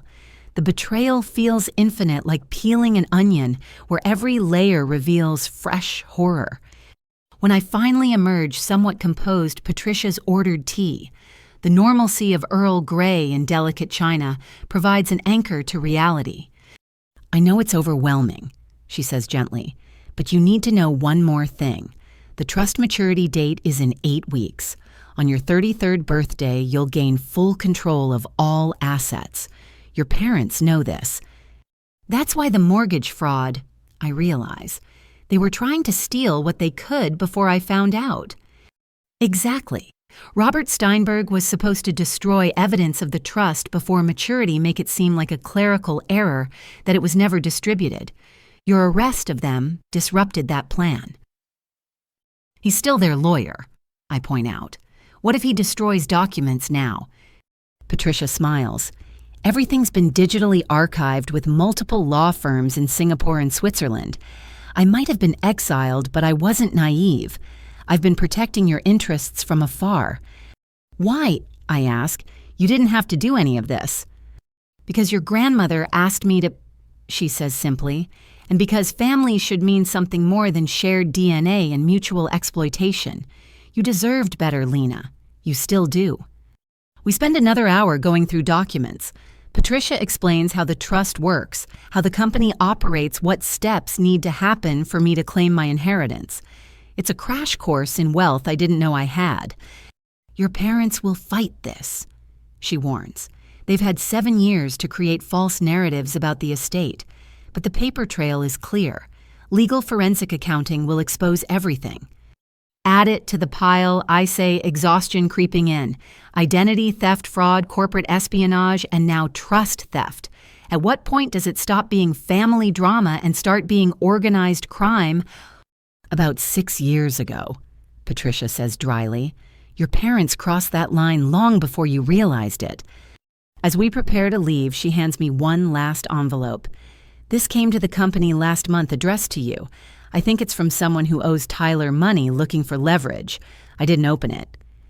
The envelope has no return address, just my name in block letters. Inside, photographs of Tyler at various gambling establishments, meeting with men who look like they break kneecaps professionally. The last photo shows him signing something while a man counts cash in the background. A sticky note is attached. Your brother owes us $300K plus interest. Family pays family debts. You seem like the only one with money. Be smart. My blood runs cold. Marcus immediately takes the photos, calling it in to Sarah and Detective Martinez. This is witness intimidation, he states. They're trying to transfer his debt to you. Can they do that, I ask. Legally, no. But these aren't people who care about legal, Marcus replies. We need to enhance your security immediately. Patricia looks stricken. I didn't realize. I thought it was just angry creditors, not actual threats. It's not your fault, I assure her, though my hands shake. One more thing to handle. At least now I apparently have the resources to protect myself. You have more than resources, Patricia says firmly. You have truth. Your grandmother made sure of that. Every document, every financial record, every legal safeguard. She knew this day would come. As Marcus escorts me to my car, I clutch the portfolio containing proof of my stolen inheritance. In 8 weeks, I'll be a millionaire. But first, I have to survive my brother's gambling debts, my parents' legal revenge, and whatever else crawls out of the woodwork. You okay? Marcus asks, noting my pale face. My entire life has been a lie. I answer. My parents stole my inheritance while crying poverty. My brother gambled it away while I funded their lifestyle, and now organized crime thinks I'm their next target. So no, not really okay. But you're fighting back, he observes. That takes guts. Or stupidity, I mutter. No, he says firmly. I've seen plenty of family fraud victims. Most never fight back. They accept the abuse, internalize the guilt, let it continue. You're breaking the cycle. That's brave. As we drive back to my apartment, I think about my grandmother. She saw this coming, planned for it, tried to protect me from beyond the grave. The trust wasn't just money. It was her way of ensuring I'd eventually have the power to fight back. My phone rings. It's Sarah Winters. Lena, I've reviewed the documents Patricia provided. This is massive. We're talking about criminal breach of fiduciary duty, embezzlement, and fraud spanning years. The FBI will want to add this to their case. How did they think they'd get away with it, I ask. Because they almost did, Sarah replies. If you hadn't caught the identity theft, if Tyler hadn't been arrested trying to flee, if Patricia hadn't kept records, they would have succeeded. The trust would have been looted, documents destroyed, and you'd never have known. But now I do know, I say, steel entering my voice. Now you know, Sarah agrees. And in 8 weeks, you'll have the resources to ensure they face justice for everything they've stolen. Your grandmother made sure of that. As I enter my apartment, Marcus doing his security sweep, I set the portfolio on my kitchen table. Inside are deeds to property. I've never seen statements from accounts I didn't know existed, proof of a company I was told failed. But more than that, it contains evidence of exactly how long and how thoroughly my family has betrayed me. Every monthly payment I scraped together while they sat on millions. Every sacrifice I made while they lived off my inheritance. The anger that rises isn't hot anymore. It's cold, precise, focused. They didn't just steal money. They stole years of my life, opportunities, peace of mind. They watched me struggle and sacrifice while sitting on wealth that belonged to me. 8 weeks until I control everything. 8 weeks until the full truth emerges. 8 weeks until my grandmother's plan finally protects me the way she intended. I pick up the letter she wrote, reading the final paragraph. My dear Lena, by now you know the truth about those who share your blood. But remember, family isn't just about genetics. It's about love, protection, and truth. Find your real family, the ones who support, rather than exploit. You are stronger than you know, wealthier than you imagine, and deserving of so much more than they ever gave you. Live well. It's the best revenge. Through my tears, I smile. Grandma always did give the best advice, and in 8 weeks, I'll have the power to follow it. Thursday morning starts with Sarah Winters arriving at my apartment at 7 sharp, accompanied by 2 additional people I don't recognize. Marcus lets them in after checking credentials, his presence a now familiar comfort in my increasingly dangerous life. This is Jennifer Walsh, forensic accountant, and David Kim, digital security specialist. Sarah introduces them as they set up laptops on my dining table. We're going to war, Lena. Time to go from defense to offense. Jennifer Walsh looks like she could audit the Pentagon before breakfast. Sharp suit, sharper eyes, and an air of someone who finds hidden money the way others find loose change in couches. David Kim, younger and dressed in Silicon Valley casual, has already started scanning my apartment with some kind of electronic device. Your apartment's clean, David announces. No surveillance devices, but your phone and laptop need immediate security upgrades. If your family's been this systematic, we have to assume they've tried digital surveillance too. While he works on my devices, Jennifer spreads financial documents across the table like a general planning a campaign. Based on Patricia's documentation and what we've uncovered about the trust, your parents and Robert Steinberg have stolen approximately $1.6 million over 7 years, she states. But that's just the beginning. I've found shell companies, hidden accounts, and property transfers that suggest a much larger scheme. Shell companies. I sink into a chair accepting coffee from Sarah. 3 so far, all registered in Delaware with your forged signature as a board member. Jennifer pulls up corporate documents on her laptop. They've been using these to launder money from your trust through fake consulting fees and property management charges. Sarah adds, this elevates the charges from simple fraud to racketeering. The FBI's going to have a field day with this. My phone now secured by David buzzes with a text from Emma. Found more docs in Dad's home office, sending photos. Also, Mom's lawyer says Dad owes more than gambling debts. He borrowed from bad people for investments that failed. The photos arrive showing loan documents with interest rates that make my stomach turn.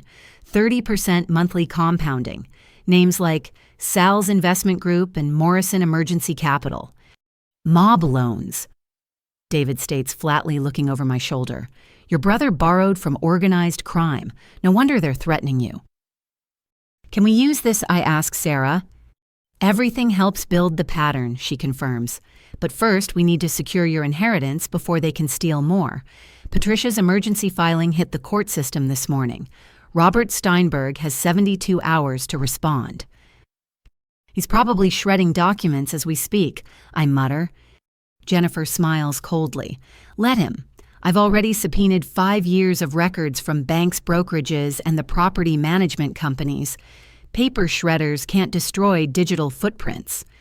We spend the next 3 hours building what Sarah calls the war room. Every financial document, every email, every text message cataloged and cross-referenced. Jennifer discovers 2 more properties purchased with trust funds, but titled in my parents' names. David uncovers a digital trail of Tyler accessing my personal accounts going back 3 years. He installed keylogger software on your devices during family dinners, David explains, showing me the evidence. Every password you typed, every account you accessed, he could see. That's how they stayed ahead of you. The violation feels fresh again. Every private moment, every personal communication potentially monitored by my brother. Can we prove this? Already documented, David confirms. The software leaves traces. It's another federal crime to add to his collection. Detective Martinez calls with an update. Tyler's trying to make a deal. Says he has information about larger financial crimes in exchange for reduced charges. He's trying to flip on our parents, I ask. Seems like it. His lawyer hinted at documentation hidden from previous investigations. We're listening, but making no promises." Sarah immediately objects. "Don't let him minimize his role. He's the one who committed corporate espionage and took mob loans. The parents are guilty, but he's the dangerous one." After Martinez hangs up, we return to building our case. Jennifer's excitement grows as she uncovers more financial malfeasance. "Your grandmother was brilliant," she says admiringly. "The trust structure made it hard for them to steal everything, but they found workarounds. Look at this property management fees of $40,000 annually for a house that maybe costs $10,000 to maintain. The rest went straight to their accounts. For 7 years, I calculate. That's $210,000 just in inflated fees. Plus dividends, company distributions, and investment returns they claimed didn't exist," Jennifer adds. "Your parents have been living entirely off your inheritance while taking your monthly payments as spending money." Sarah's phone rings. She steps away, returning with a grim expression. "That was the federal prosecutor. They're adding RICO charges based on the shell company evidence. Your parents and Steinberg operated as a criminal organization. This is now officially an organized crime case." The weight of it settles over the room. My family isn't just dysfunctional or greedy, they're officially a criminal enterprise. Emma texts again. "Grandma's at the house with some man I don't recognize. They're loading boxes into a van. Should I call someone?" I show Sarah, who immediately calls Detective Martinez. "They're destroying evidence. Get units there now." "On it," Martinez responds. "We'll arrest anyone removing potential evidence." 20 minutes later, Emma sends a video. Police cars surrounding my parents' house. My mother being led away in handcuffs again, screaming about harassment. An unfamiliar man also arrested his van full of financial documents and computer equipment. Evidence destruction and witness tampering. Sarah notes with satisfaction. She just violated her house arrest. No judge will grant bail now. Patricia calls from her hotel. "I just got served with a cease and desist from Steinberg. He's claiming I'm interfering with trust administration." "Perfect," Sarah says when I relay the message. "He's acknowledging the trust exists. That's half our battle won. Have Patricia's lawyer respond that we're filing criminal charges for breach of fiduciary duty." The morning continues with revelation after revelation. Jennifer finds investment accounts opened in my name, but controlled by my parents, containing money that should have been in my trust. David discovers Tyler had administrative access to Morrison Imports computer systems despite never working there. "He was siphoning data," David explains. "Customer lists, supplier contracts, financial projections. Probably planning to start a competing company or sell trade secrets. To fund his gambling, I realize, everything always comes back to the gambling." "Addiction makes people desperate," Sarah observes. "And desperate people do stupid things, like stealing from mob-connected bookies and trying to flip on their criminal parents." My laptop pings with an encrypted message from Margaret Chen. "Henderson Industries reviewed Tyler's sabotage evidence. They're adding our company to a civil suit against Morrison Tech. Potential damages in the millions. Your documentation made this possible. At least my professional life might recover from this." I forward the message to Sarah, who adds it to our growing case file. "Every crime creates ripples," she explains. "Tyler didn't just hurt you, he damaged multiple companies' other employees' clients. The full scope is staggering." By noon, we've assembled what Jennifer calls a prosecutor's dream. Financial crimes documented across state lines involving multiple victims using sophisticated methods. The FBI agents who arrive to review our work whistle appreciatively. "This is some of the most comprehensive documentation we've seen," Agent Sarah Chen admits. "Usually we have to piece together fragments. You've handed us a gift-wrapped case." "Thank my grandmother," I reply. She apparently knew this day would come. Agent Chen's partner, Agent Williams, focuses on the mob connection. "These creditors Tyler owes, we've been tracking them for years. This might be our way into their organization." "Am I in danger?" I ask directly. "Yes," he answers without sugarcoating, "but we're going to make it very public that you're cooperating with federal authorities and that any harm to you would bring massive law enforcement response. Sometimes the best protection is making you too hot to touch. They leave with copies of everything promising increased federal attention to my safety. Sarah seems satisfied with the morning's work. We've shifted the narrative, she explains. You're not a family member having a dispute. You're a victim of organized crime cooperating with federal authorities. That changes everything. Jennifer continues her forensic accounting, occasionally making delighted sounds as she uncovers new financial crimes. Your parents were so arrogant. They barely tried to hide the later thefts, probably figured you'd never find out. Or that I'd be too broken to fight back if I did, I add quietly. David looks up from his laptop. Speaking of fighting back, I've secured all your accounts with military-grade encryption. I've also set up monitoring for any attempts to access your credit or financial records. You'll know instantly if anyone tries anything. Can you trace previous breaches, I ask. Already done, he smiles. Your brother accessed your accounts 247 times over 3 years. Your mother, 63 times. Your father, 18. All documented with timestamps and IP addresses. Even my father, I whisper. The man who taught me about honesty and integrity, who lectured about character and moral values, had been stealing from me too. Sarah squeezes my shoulder. I know it hurts, but every betrayal we document is another nail in their legal coffin. They chose this path. You're just illuminating it. Patricia arrives after lunch with her son Daniel via video call from Singapore. My cousin is nothing like Tyler's serious professional and clearly protective of the company our grandmother built. Lena, he greets me warmly. I've wanted to contact you for years, but my mother said it wasn't safe until you were free from them. I'm sorry we couldn't protect you sooner. You protected the company, I point out. That's something. Morrison Imports is your legacy, he states. I've been managing it, but you're the majority owner. Every decision I've made has been with the intention of eventually transferring control to you. He shares screens, showing company operations, financial statements, growth projections.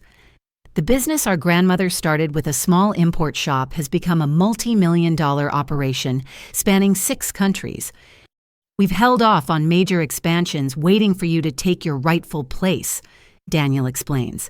There's so much potential, but I wouldn't move forward without the true owner's input. I don't know anything about running an import business, I admit. You know about business, Patricia interjects. Your consulting work proves that. The specifics can be learned. The integrity you've shown can't be taught. We discussed transition plans with Daniel offering to continue managing operations while I learn the business. It's overwhelming but exciting, a future beyond the current chaos. There's something else, Daniel adds. Grandmother left sealed letters for when you took control. Business advice, personal messages. She really did think of everything. By late afternoon, our war room has expanded to include corporate lawyers, federal agents, and financial advisors. What started as defense against family fraud has become a multi-front legal battle, with implications I'm still processing. Your parents' arraignment is tomorrow. Detective Martinez updates via phone. With the evidence tampering charges added, they're looking at serious time. Steinberg's been arrested too, by the way. Breach of fiduciary duty and fraud. One by one, the dominoes fall. Each person who participated in stealing from me faces consequences. But there's no satisfaction in it, just exhaustion and grief for the family that never really existed. Sarah notices my mood. You're allowed to mourn them, you know. The parents you deserve, the brother you thought you had. Grief and justice aren't mutually exclusive. I know, I say quietly. It just feels like I'm attending a funeral for people who are still alive. Everything I believed about them is dead. But you're not, she reminds me. You survived their worst efforts. In 8 weeks, you'll have resources they tried to steal, and you'll use them better than they ever could. As everyone packs up for the day, Emma texts one final update. Mom's moving us in with her sister tonight. Dad's things are in the garage. Found a notebook in his desk. It's addresses and phone numbers with dollar amounts. Sending photos. The images show Tyler's connections to a wider network of gambling and criminal creditors. Names, amounts, dates, due. It's evidence of how deep his addiction went and how dangerous his associates are. We'll need to turn this over to the FBI, Sarah says, reviewing the photos. This could help them map the entire network. As night falls, I'm alone in my apartment except for Marcus's protective presence outside. The dining table is clear of documents, but my laptop contains gigabytes of evidence of familial betrayal, spanning years. Tomorrow, my parents face expanded charges. Tyler remains in jail, probably trying to bargain his way out while his creditors grow impatient. The machinery of justice grinds forward, powered by the evidence we've assembled. But tonight, I sit with my grandmother's letter, reading her words about finding real family among those who protect rather than exploit. I think of Patricia flying in from Singapore to help a niece she barely knows, of Emma brave enough to document her own father's crimes, of Sarah working tirelessly to ensure justice, of colleagues who rallied around me when Tyler tried to destroy my career. These people connected by choice rather than blood have shown me more loyalty in 1 week than my biological family did in 32 years. My phone buzzes with a text from an unknown number. Your brother's debt transfers to family, $300K plus interest. We know where you live. I forward it to Sarah and the FBI agents immediately. Within minutes, Marcus is joined by additional security federal agents establishing surveillance on my building. The war has escalated, but I'm no longer fighting alone, and in 8 weeks, I'll have the resources to win it. My grandmother knew this day would come. She prepared for it, planned for it, ensured I'd have the tools to survive it. Tomorrow, the counterattack continues. Tonight, I plan my future beyond the ashes of my past.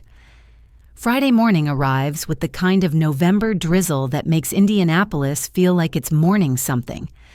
I'm reviewing quarterly reports from Morrison Imports when Jennifer Walsh calls with excitement, barely contained in her professional voice. Lena, you need to see what I found. Can you meet me at 4721 Maple Grove Lane in an hour? Bring Sarah. That address. The property my parents tried to fraudulently mortgage in my name. My stomach tightens as I agree. Marcus insists on advanced security sweeps before we arrive. The address leads us to an industrial area on the northwest side, not the residential neighborhood I'd expected. A modest office building sits surrounded by warehouses, looking deliberately unremarkable. Sarah meets me in the parking lot, her expression curious. Why would they try to mortgage commercial property as residential? Jennifer waits by the entrance, practically vibrating with discovery, because they didn't want anyone looking too closely at what this actually is. She leads us inside past a dusty reception area that hasn't seen use in years. But beyond that facade, through a security door that requires multiple keys, lies something entirely different. Welcome to Morrison Imports' real headquarters, Jennifer announces. The space transforms from neglected to state-of-the-art. Modern offices, a conference room with video screens for international calls, filing systems that speak to organization and success. It's clearly been in active use recently. But Daniel said they operate from Singapore, I stammer. They do, Jennifer confirms.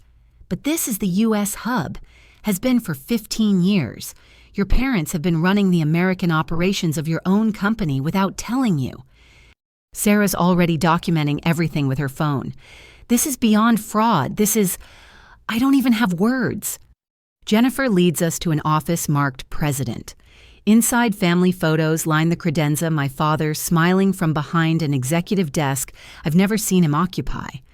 Awards on the wall celebrate Morrison Imports' success, my father's name prominently displayed as president of U.S. operations. He's been coming here every day, Jennifer explains. That construction company failure a lie. He's been drawing a salary of $250,000 annually as president of the company you own. I sink into a chair staring at evidence of a double life I never suspected. My mother... CFO Jennifer pulls out payroll records. $175,000 annually. They've paid themselves over $3 million in salaries from your company over the past decade. But I own 60%, I whisper. which they hid while operating as if they owned everything, Sarah states. This is corporate theft on top of everything else. Jennifer guides us through the building, each room revealing new layers of deception. The warehouse contains hundreds of thousands in inventory. The accounting office shows profits hidden from me but carefully tracked. The shipping department processes orders daily business thriving while I scraped by. How is all I manage? Shell companies layered over the real ownership, Jennifer explains. They created a corporate structure that obscured your grandmother's trust ownership. On paper, a company called Meridian Holdings owns this operation. Trace it back far enough, and Meridian Holdings is owned by your trust, which Robert Steinberg controlled. Sarah finishes. He helped them hide an entire company from its rightful owner. In the conference room, Jennifer spreads out 5 years of financial statements. Morrison Imports' U.S. division generates $8 million annually. After salaries and expenses, profits of $2 million per year flow into accounts I've never seen. Where did the profits go? I ask, though I suspect the answer. Dividends to Meridian Holdings, which paid management fees to 3 consulting companies. Jennifer traces the money flow. Those consulting companies owned by your parents and Tyler. They've been paying themselves from your profits 4 different ways. Sarah's on the phone with the FBI, adding corporate theft and embezzlement to the growing list of charges. I wander the offices in a daze, seeing evidence of the business life my family lived while telling me they were destitute. Tyler's office stops me cold. Unlike my father's traditional space, this screams new money. Gaming setup, expensive electronics, signed sports memorabilia. A nameplate reads, Vice President of Strategic Development. He worked here too, I asked Jennifer. 100,000 salary plus bonuses tied to performance metrics that seem to always max out. She shows me payroll records. He'd work a few hours weekly, mainly using company resources for personal trading. We found evidence he tried to use company accounts for gambling before your father stopped him. So Dad drew the line at Tyler stealing from the company but not from me, I observe bitterly. The company was their golden goose, Sarah says, returning from her call. They couldn't let Tyler kill it. You, on the other hand, were just supposed to never find out. A door we haven't opened leads to a smaller office. Inside, dust covers everything as if frozen in time. The nameplate reads, Eleanor Morrison Founder. Grandma's office. I breathe, touching the desk reverently. Unlike the others, this space feels honest. Photos of family before the greed took hold, business plans in her handwriting, a vision board showing plans for ethical importing fair trade, supporting women entrepreneurs in developing countries. They kept her office but betrayed everything she stood for, I say quietly. Jennifer pulls a ledger from the desk. Original incorporation documents. Your grandmother started this with $5,000 and a dream. Built it into something worth millions. Left it to you and they stole it. Sarah documents everything. This changes our entire case. We're not talking about hundreds of thousands anymore. The theft totals in the millions. The IRS will be very interested in how they reported this income. They probably didn't, Jennifer speculates. Corporate tax returns show the company paying taxes, but I bet personal returns don't reflect their full income. Add tax evasion to the charges. We spend hours cataloging evidence. Employee records show a staff of 12 all believing they work for my parents. Contracts with major retailers carrying Morrison Imports products I've never heard of. Banking relationships spanning decades. I need air, I finally say, overwhelmed. Outside, the drizzle has become rain. I stand in it, letting the cold water ground me in reality. My entire adult life has been shaped by lies about family poverty, while they ran a multi-million-dollar operation I actually owned. Sarah joins me, umbrella in hand. You okay? They had me living in poverty while stealing millions from my own company. I laugh, but it sounds hollow. I ate ramen for months to send them money while they drew executive salaries from my business. Now you know, she says simply, and in 7 weeks you'll control it all. The question is, what will you do with it? Before I can answer, Marcus signals urgently from the parking lot. A van has pulled up, several men getting out despite the rain. They don't look like they're here for legitimate business. Inside now, Marcus orders, hand on his weapon. We retreat into the building, Jennifer locking doors behind us.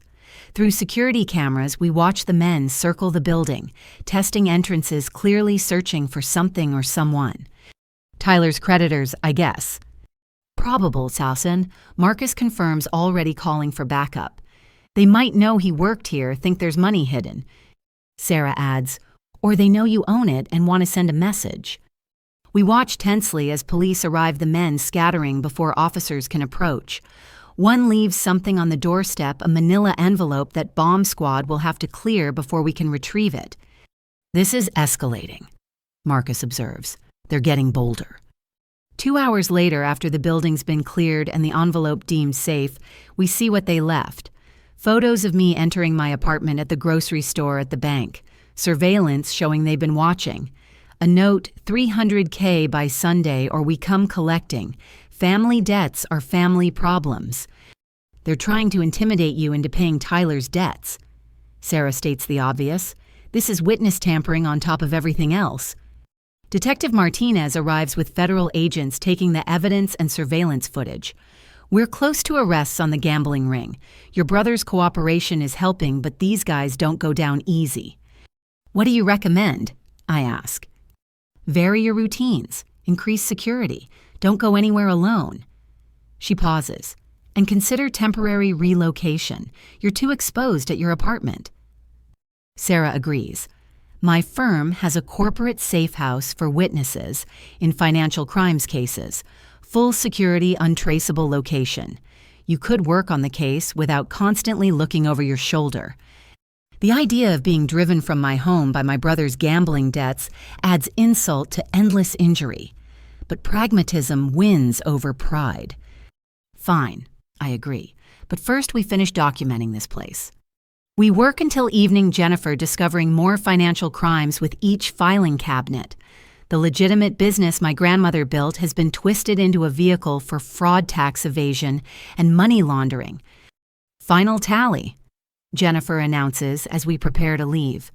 Your parents and Tyler have stolen approximately $4.7 million over 15 years through salary, false dividends, embezzlement, and fraudulent management fees.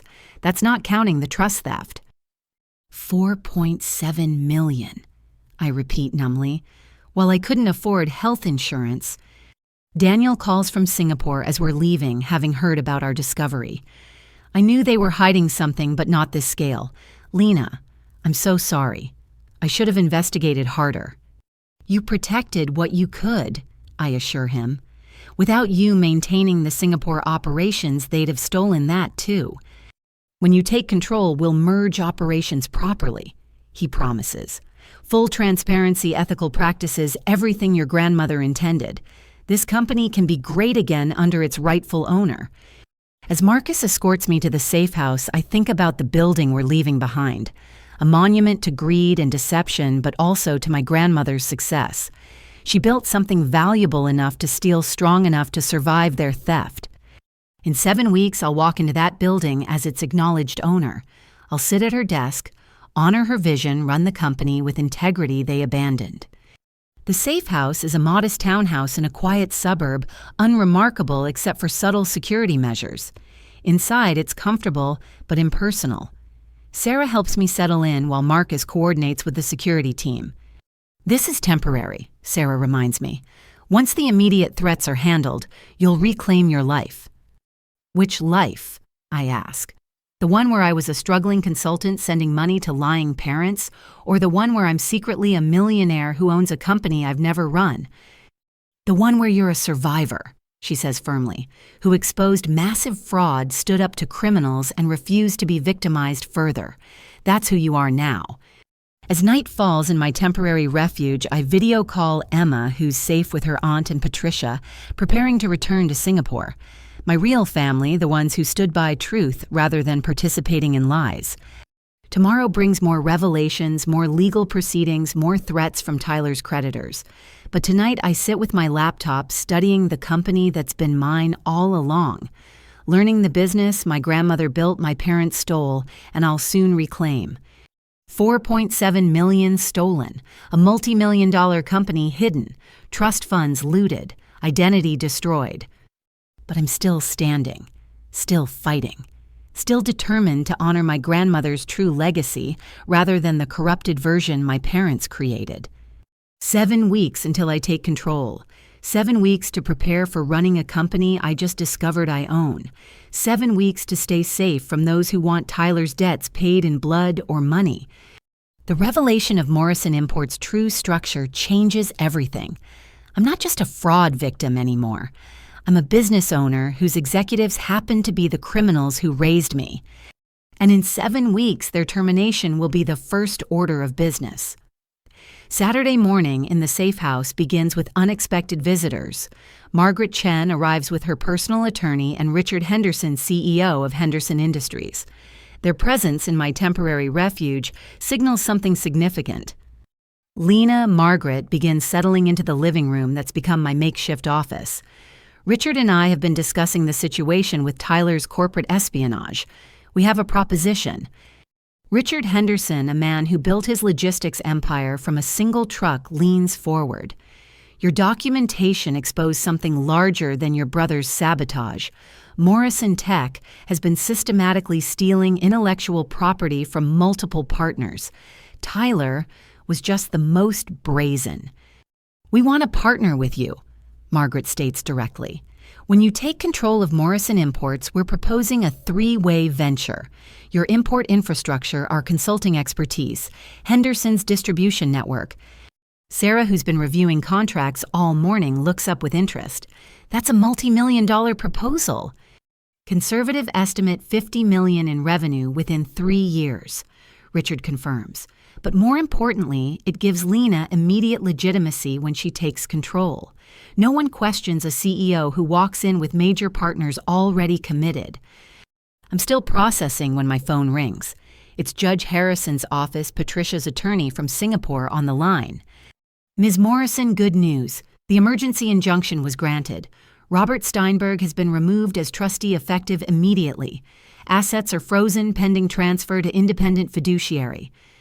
So I have access to the trust. I ask heart racing. Not yet, the attorney clarifies, but neither does anyone else. The court appointed Whitman Trust Services as temporary administrator.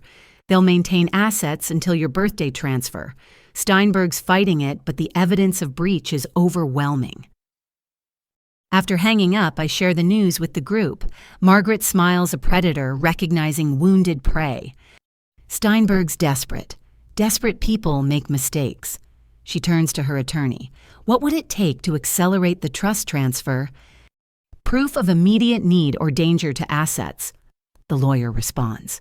Given the creditor threats and evidence tampering, we might argue emergency circumstances. Sarah's already pulling up legal precedents on her laptop. There's case law supporting early distribution when trustees have breached duty and beneficiaries face danger. Worth attempting. As they strategize legal maneuvers, Emma texts from her aunt's house. Mom's at the old house. Found her crying in Dad's office. She wants to talk to you. Says she has information about the gambling debts. I show Sarah, who immediately objects. It could be a trap. Madison's been complicit until now. Or she's finally seeing the truth. I counter. She just learned Tyler stole her grandmother's jewelry and secretly insured her life. Maybe she's ready to help. After much debate, we arrange a meeting at Sarah's law office, neutral territory, with security present. Madison arrives looking nothing like the polished woman who sneered at me on Thanksgiving. Her designer clothes are wrinkled makeup, absent eyes hollow with betrayal. Lena, she begins, then stops seemingly at loss. I owe you an apology. Several, actually. I was horrible. I agree, not ready to offer easy absolution. I found something. She continues, pulling out a tablet. Tyler's real books, not the sanitized versions he showed me, but the actual records of what he owes and to whom. Sarah and I exchange glances as Madison opens encrypted files. The numbers are staggering. $300,000 to Sal's organization, another $200,000 to a group called Northside Capital, $50,000 to someone listed only as the Hammer. Total debt $780,000, Madison summarizes. With interest compounding daily, he owes more than our house is worth. Why show me this, I ask? Because they've threatened our children, she says quietly. Notes at Benjamin's preschool. Emma followed home from school. They want their money and they don't care who they hurt. Sarah's already calling Detective Martinez with this new information. I study Madison seeing fear crack through her entitled facade. There's more, Madison continues. The 24/7 gym Tyler claimed to visit. It's a gambling front. High-stakes poker in the back rooms. He lost $50,000 there last month alone. She shows photos from Tyler's phone, synchronized to her cloud without his knowledge. Images of him at gaming tables with dangerous-looking men, signing markers he could never cover. I was willfully blind, Madison admits. The lifestyle, the money, I didn't want to know where it came from. But I won't let my children pay for our greed. Margaret, who's been quietly observing, speaks up. Madison, would you testify about Tyler's gambling connections? It would help the federal case. Yes, Madison answers without hesitation. I've already given everything to my divorce attorney. Tyler won't have anything left to bargain with. Over the next 2 hours, Madison provides detailed information about Tyler's double life. The gambling addiction that started small but escalated after he burned through his trust fund. The increasingly dangerous creditors he turned to. The lies that kept expanding to cover previous lies. He was planning to run, she reveals. Costa Rica first, then somewhere without extradition. The ticket you caught him with. There were 3 more. For me and the kids. He was going to make us fugitives. Did my parents know, I ask? About the gambling, yes. They gave him money several times to cover debts. Always from what you sent them, never their own funds. She pauses. They enabled him while lecturing me about supporting my husband. Sarah documents everything while Margaret's attorney drafts agreements for Madison's cooperation. The woman who mocked me for working hard is now providing evidence to convict her husband. I need protection for my children, Madison states. Emma and Benjamin don't deserve this. We'll arrange it. Detective Martinez confirms having arrived during Madison's revelations. Federal witness protection if necessary. These creditors don't play games. As Madison leaves with federal agents, Emma texts again. Aunt Sarah, I found something in Dad's car, hidden in the spare tire well, thumb drives and a notebook. Should I tell the FBI? Tell her to give everything to the agents with her mother, Sarah instructs. Don't touch anything else. An hour later, the FBI calls with the contents of Tyler's hidden stash. The thumb drives contain detailed records of every bet, every loss, every desperate loan. The notebook lists passwords to accounts we didn't know existed. Your brother was documenting everything, Agent Chen explains over video call, either for insurance or because addicts often compulsively record their destruction. This evidence is golden for our RICO case. Janet Morrison. My forensic accountant has been building financial models on her laptop. Based on everything we've discovered, your net worth, once the trust transfers and company control is established, will be approximately $8.3 million. That's conservative, not counting potential growth or the partnership proposals. The number seems surreal. This morning I woke up in a safe house hiding from creditors. In 7 weeks, I'll control millions. The cognitive dissonance makes my head spin. We need to accelerate the timeline, Margaret declares. Every day that passes gives them more opportunity to hide assets or destroy evidence.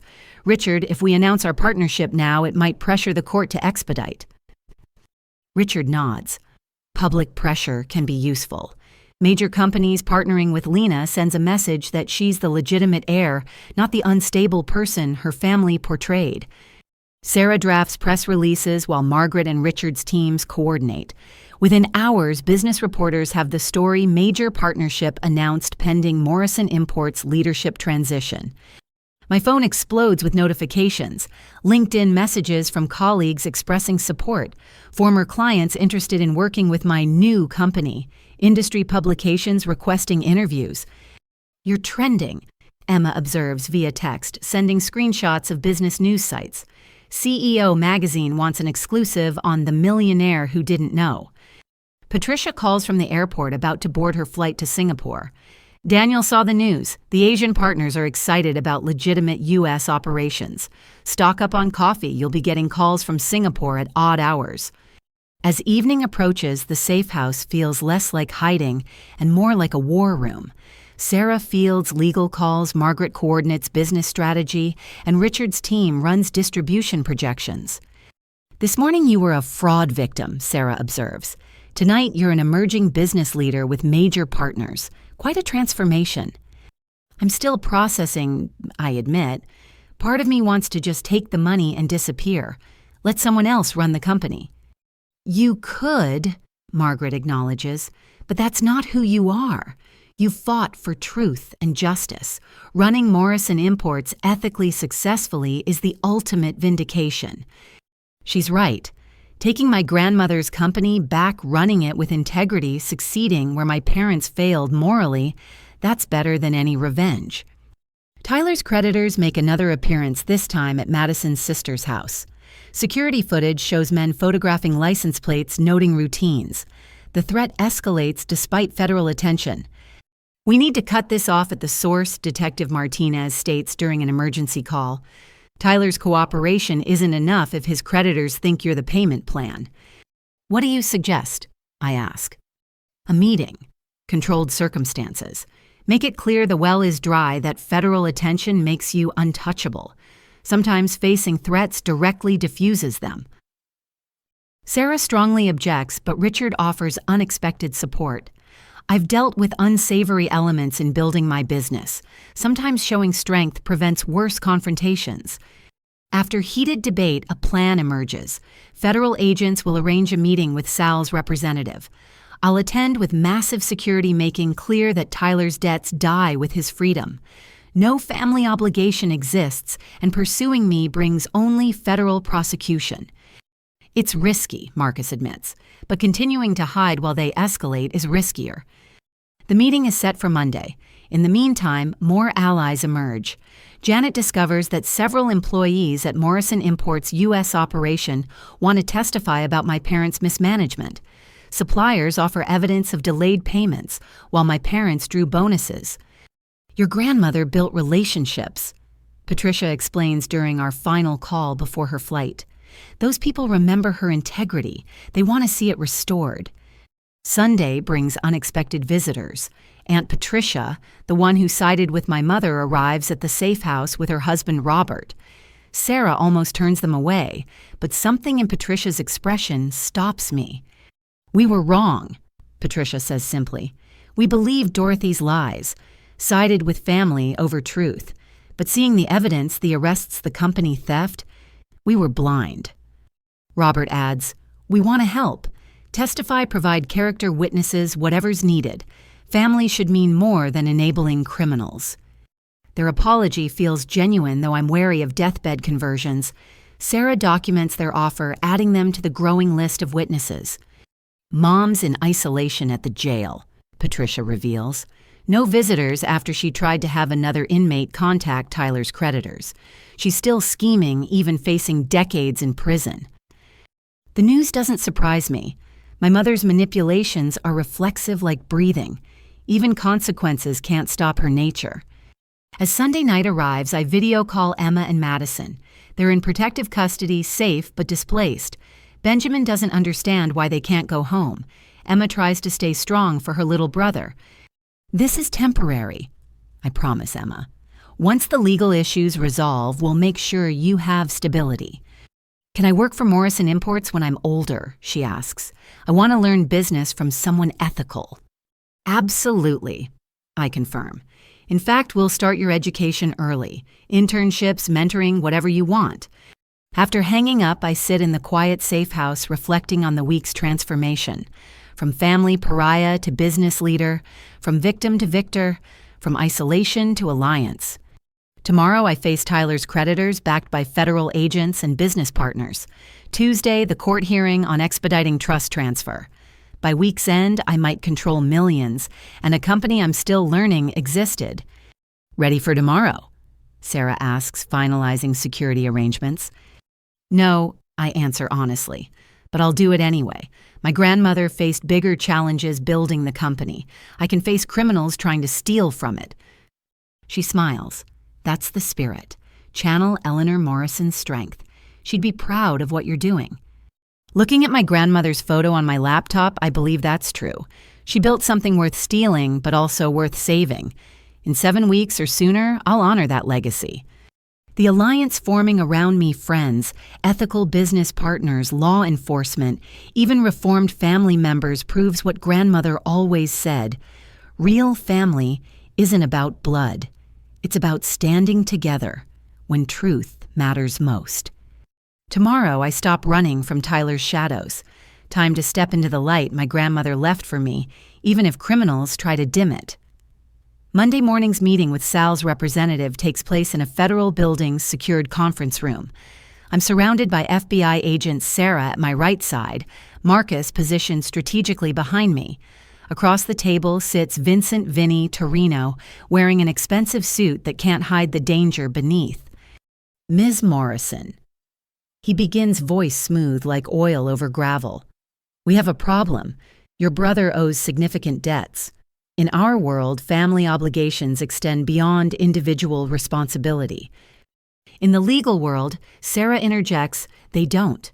Tyler Morrison's debts are his alone. Vinny's smile doesn't reach his eyes. Legal worlds and real worlds don't always align. $780,000 plus interest. Someone pays. Agent Chen leans forward. Mr. Torino, you're being recorded. Any threats against Ms. Morrison will result in immediate federal charges. No threats. Vinny raises manicured hands. Just explaining business realities. Tyler promised payment from family resources, made guarantees based on inherited wealth. Stolen inherited wealth, I correct. Currently frozen by federal investigation. Even if I wanted to pay, which I don't, the money's inaccessible. Vinny studies me with reptilian calculation. You're about to inherit millions. Surely family peace is worth a small percentage. The only percentage you'll get is the federal prison time for extortion. Sarah states flatly, Ms. Morrison has no legal or moral obligation to cover gambling debts incurred through fraud. For 30 tense minutes, we dance this dangerous ballet. Vinny implies consequences without direct threats. We reference federal protection without backing down. Finally, Agent Chen plays our trump card. Mr. Torino, we're prepared to offer your organization a deal. Full immunity for testimony against Tyler Morrison and his gambling network. Or continue pursuing Ms. Morrison and face RICO charges that will destroy your entire operation. Vinny's composure cracks slightly. You're offering us a deal to flip on a debtor. We're offering you a lifeline, Agent Chen clarifies. Tyler's been documenting every transaction. We have enough to prosecute everyone he's dealt with. Cooperate and walk away clean. Persist in threatening Ms. Morrison and lose everything. The calculation in Vinny's eyes shifts. Criminals understand self-preservation above loyalty. I'll need to consult with my associates. You have 48 hours. Agent Chen slides a card across the table. After that arrest warrant's issue, choose wisely. After Vinny leaves, I finally breathe properly. Will they take the deal? Probably, Agent Chen admits. Testifying against Tyler costs them nothing. Pursuing you risks everything. Math favors cooperation. By afternoon, the morning's drama seems almost quaint compared to what unfolds next. A reporter from the Indianapolis Star investigative journalist, Maria Rodriguez, publishes an expose that shakes the city's business community. $1 million fraud. The Morrison family's web of deception sprawls across the front page online editions and social media. Maria interviewed dozens of sources painting a devastating picture of systematic theft spanning decades. Sarah reads excerpts aloud in the safe house. What emerges is a portrait of unfathomable greed. While daughter Lena Morrison supported what she believed were struggling parents, they lived lavishly off her stolen inheritance, operated her company without her knowledge, and attempted to destroy her career when she threatened their scheme. My phone explodes with notifications. Former clients expressing shock and support, industry colleagues offering assistance, complete strangers sharing their own stories of family financial abuse. "You've become a symbol," Margaret observes, scrolling through social media responses. "People relate to family betrayal even if not at this scale." Then comes the interview request that changes everything. 60 Minutes wants an exclusive. The producer promises fair coverage focusing on financial abuse awareness rather than sensationalism. "This could help," Sarah muses. "Public opinion matters for jury pools. Humanizing you counters your family's victim narrative." After much debate, I agree. The interview will tape Thursday, air Sunday. My first public statement beyond legal documents. Tuesday's emergency court hearing on expediting the trust transfer takes place in a packed courtroom. Media attention has made me unwillingly famous the millionaire fraud victim as headlines scream. Robert Steinberg appears in shackles, his attorney arguing against asset freeze. My client has served this family faithfully for decades. These allegations are misunderstandings blown out of proportion by a disgruntled beneficiary. Judge Catherine Warner, known for her no-nonsense approach to financial crimes, reviews evidence with sharp attention. Patricia testifies via video link from Singapore, detailing attempts to protect the trust. Daniel provides company records showing profitable operations hidden from me. Then comes the most damaging testimony. A whistleblower from Steinberg's firm paralegal Linda Patterson reveals decades of fraudulent trust administration. Mr. Steinberg instructed us to alter documents, hide distributions, and create false reports showing trust assets depleted. She testifies voice shaking but determined. He said the beneficiary was too stupid to check, and the family deserved the money more. Gasps ripple through the courtroom. Even Steinberg's attorney looks shocked by the blatant admission. Jennifer Walsh presents forensic accounting showing millions diverted from my trust. The shell company's hidden accounts and systematic theft laid out in devastating detail. Your Honor. Sarah stands for closing arguments. Every day that passes allows further asset dissipation. Ms. Morrison faces credible threats from her brother's associates who believe she has access to funds. Expediting transfer isn't just financially prudent, it's necessary for her safety. The opposition argues procedural concerns, traditional waiting periods, and bureaucratic necessities.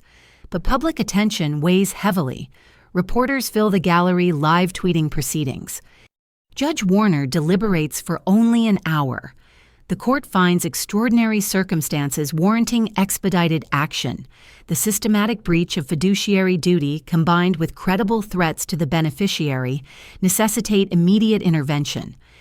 She orders trust assets transferred within 10 days, not 7 weeks. Steinberg's assets frozen pending criminal trial. Independent auditors appointed to unravel the full scope of theft. Ms. Morrison. Judge Warner addresses me directly. This court apologizes that legal systems meant to protect you were corrupted for personal gain. While we cannot undo past harm, we can ensure future justice. Leaving court through a media gauntlet, I'm peppered with questions. Sarah shields me, but one reporter's question penetrates. How does it feel to finally have the truth exposed? I pause, considering. Overwhelming. But my grandmother always said truth has its own power. I'm grateful she was right. That soundbite leads evening news followed by analysis of family fraud, fiduciary duty, and financial abuse. Legal experts debate precedents. Financial advisors discuss protecting inheritance. Psychologists examine family betrayal trauma. You've started a national conversation. Emma texts sending links to trending hashtags. Justice for Lena and Nastani family fraud awareness gain momentum. Wednesday brings unexpected consequences from publicity. Morrison Imports phones ring constantly with orders. Customers want to support a company returning to ethical management. Suppliers offer improved terms in solidarity. Sales are up 40% since yesterday. Daniel reports from Singapore. Americans love an underdog story. You're the heiress who didn't know she was rich fighting the family who stole from her. It's marketing we couldn't buy. But visibility brings danger too. Death threats arrive at Sarah's office, not from Tyler's creditors, but from stranger criminals who see opportunity in high-profile wealth. Security increases again. This is why victims often stay quiet. Detective Martinez observes reviewing threats. Going public paints a target, but you're handling it well. Tyler's situation deteriorates rapidly. Madison's evidence combined with his hidden records creates an airtight case. His lawyer requests a meeting hoping to negotiate a plea deal. He's willing to testify against your parents and Steinberg, the lawyer offers. Full cooperation in exchange for reduced sentence. How reduced? Sarah asks skeptically. 5 to 7 instead of 20 to 30. We consider it. Tyler's testimony would guarantee convictions, but it feels like letting him escape full accountability. Counter offer. Sarah responds. 8 to 12 minimum security with mandatory gambling addiction treatment, and he forfeits all claims to Morrison Imports or family trusts. They'll consider it. Tyler's running out of options as more evidence mounts. The gambling syndicate officially flips, providing documentation of his debts and promising testimony. Thursday's 60 Minutes taping takes place at Morrison Imports headquarters. I sit in my grandmother's office, her photo visible behind me, telling the story to veteran journalist Anderson Cooper. Your parents raised you to value family above everything, he observes. How do you reconcile that with sending them to prison? They taught me words about family loyalty while demonstrating betrayal. I answer. Real family doesn't systematically destroy your life for personal gain. I'm not sending them anywhere their choices created consequences. We discuss the fraud scope, the inheritance theft, the corporate sabotage. Anderson's prepared asking pointed but fair questions. The interview will be edited, but the raw emotion probably shows. What would you tell other victims of family financial abuse? He asks. Document everything, trust your instincts, and remember you don't owe anyone your destruction regardless of shared DNA. Love shouldn't cost your future. After taping, Anderson privately shares his own family struggles with financial boundaries. Even successful people face these challenges. The universality of family money conflicts surprises me. Friday arrives with my parents' latest legal maneuvering. They've hired new attorneys claiming ineffective counsel. These lawyers, known for defending white-collar criminals, immediately file motions challenging evidence. Standard delay tactics, Sarah dismisses. They're hoping media attention dies down before trial. It won't work. What does work is public opinion's continued shift. My parents' church publicly distances itself from them. Their country club revokes membership. Former friends give interviews expressing shock at the deception's scope. They're becoming pariahs, Aunt Patricia observes during a call. Dorothy called me from jail screaming about ungrateful friends abandoning her. She genuinely doesn't understand why people are disgusted. The narcissism runs so deep she can't comprehend consequences. In her mind, she's still the victim of an ungrateful daughter who wouldn't quietly accept theft. As the week ends, I prepare for Sunday's television appearance and Monday's trust transfer. In 10 days, I've gone from anonymous fraud victim to nationally recognized survivor. The exposure feels vulnerable, but necessary. Ready for what comes next? Sarah asks Friday evening. Taking control of an $8 million company while testifying against my family, sure, completely prepared, I say sarcastically. She laughs. At least you haven't lost your sense of humor. It's that or cry, I admit, sometimes both. Sunday night, I'll watch myself tell America about family betrayal. Monday morning, I'll walk into Morrison Imports as its acknowledged owner. 2 events that seemed impossible just weeks ago. My phone buzzes with a text from Emma. Watching you stand up to them gives me strength. Benjamin and I are proud of you, Aunt Lena. Show the world what real family means. That's worth more than any inheritance. A 16-year-old's courage, a 4-year-old's trust, and the knowledge that breaking cycles of abuse helps others find their own strength. The public exposure continues, but I'm no longer hiding. Let them see what family fraud really costs. Let them understand that justice sometimes requires exposing those who share your name but not your values. Sunday's approaching. America will meet the millionaire who didn't know she was rich, who chose truth over blood, who refused to let family destroy her future. I hope my grandmother would be proud. More importantly, I hope other victims see possibility in my story. Family shouldn't be a weapon. Love shouldn't be conditional on compliance. And sometimes the most loving act is saying, no more. The exposure feels like standing naked in a spotlight. But maybe that's what healing requires: brutal honesty in public spaces, refusing to hide family shame and showing others they're not alone. Sunday can't come soon enough. Or maybe Monday, when I finally claim what was always mine. Monday morning arrives with the kind of crisp clarity that makes everything feel more real. I stand outside Morrison Imports at 7 a.m. key in hand, surrounded by Sarah Margaret Chen and a small army of security and supporters. Local news crews capture the moment as I unlock the door to my own company for the first time as its acknowledged owner. How does it feel? A reporter calls out. Like coming home to a place I've never been, I answer honestly. Inside, 12 employees wait nervously. They've worked here throughout my parents' deception, believing they answered to the people who stole from me. Some look guilty, others hopeful, all uncertain about their futures. I know this is awkward. I address them in the conference room. You were lied to, just as I was. Your jobs are safe. In fact, I intend to expand operations and hire more staff. Morrison Imports will be what my grandmother envisioned: ethical, profitable, and a source of pride for everyone involved. Janet Sullivan, who's been office manager for 8 years, steps forward. Ms. Morrison, we want to show you something. She leads me to a storage room I hadn't noticed during our investigation. Inside, boxes of my grandmother's original business documents, photographs, and even her first inventory ledgers.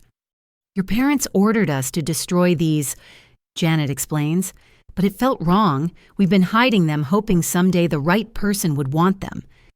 I touch the aged papers with reverence. My grandmother's handwriting details her first imports, her business philosophy, her dreams for the company. These employees preserved her legacy despite orders to erase it. Thank you. I manage through tears. This means more than you know. The morning continues with Daniel calling from Singapore, walking me through international operations via video. Suppliers express relief at dealing with legitimate leadership. Customers place orders previously held due to payment concerns under my parents' management. At 10 o'clock, Sarah arrives with court documents. It's official. All trust assets transferred to your control as of 9 a.m. The family home investment accounts and liquid assets totaling $3.2 million. Combined with the company value, you're worth approximately $8.3 million. The number still feels surreal. This morning, I woke up in a safe house. Now I own multiple properties and run an international business. There's more, Sarah continues. Steinberg's attempting a plea bargain. He's offering full restitution of stolen fees, approximately $400,000 plus testimony against your parents. Let him squirm, I decide. He had decades to do the right thing. Partial restitution doesn't erase systematic theft. By noon, the office buzzes with activity I haven't seen before. Employees energized by honest leadership. Phones ringing with new business. The company my parents treated as their personal piggy bank, showing its true potential. Then Detective Martinez calls with news that shifts everything. Tyler's creditors took the FBI deal. They're providing evidence of wider gambling networks, money laundering, and political corruption. Your brother was a small fish who led us to an ocean of crimes. Is my family safe? I ask, thinking of Emma and Benjamin. Safer than before. These arrests remove the threat infrastructure. Sal's entire operation is being dismantled. Wednesday brings the trial's first major victory. Tyler accepts the plea deal, 10 years minimum security mandatory treatment, and forfeiture of all claims to family assets. His testimony will seal our parents' fate. I attend his allocution, needing to hear him admit guilt. Tyler stands in orange jumpsuit reading a prepared statement with none of his usual charm. I systematically defrauded my sister Lena Morrison through identity theft, corporate espionage, and conspiracy with our parents to steal her inheritance. I took advantage of her trust and generosity to fund gambling addiction that destroyed multiple lives.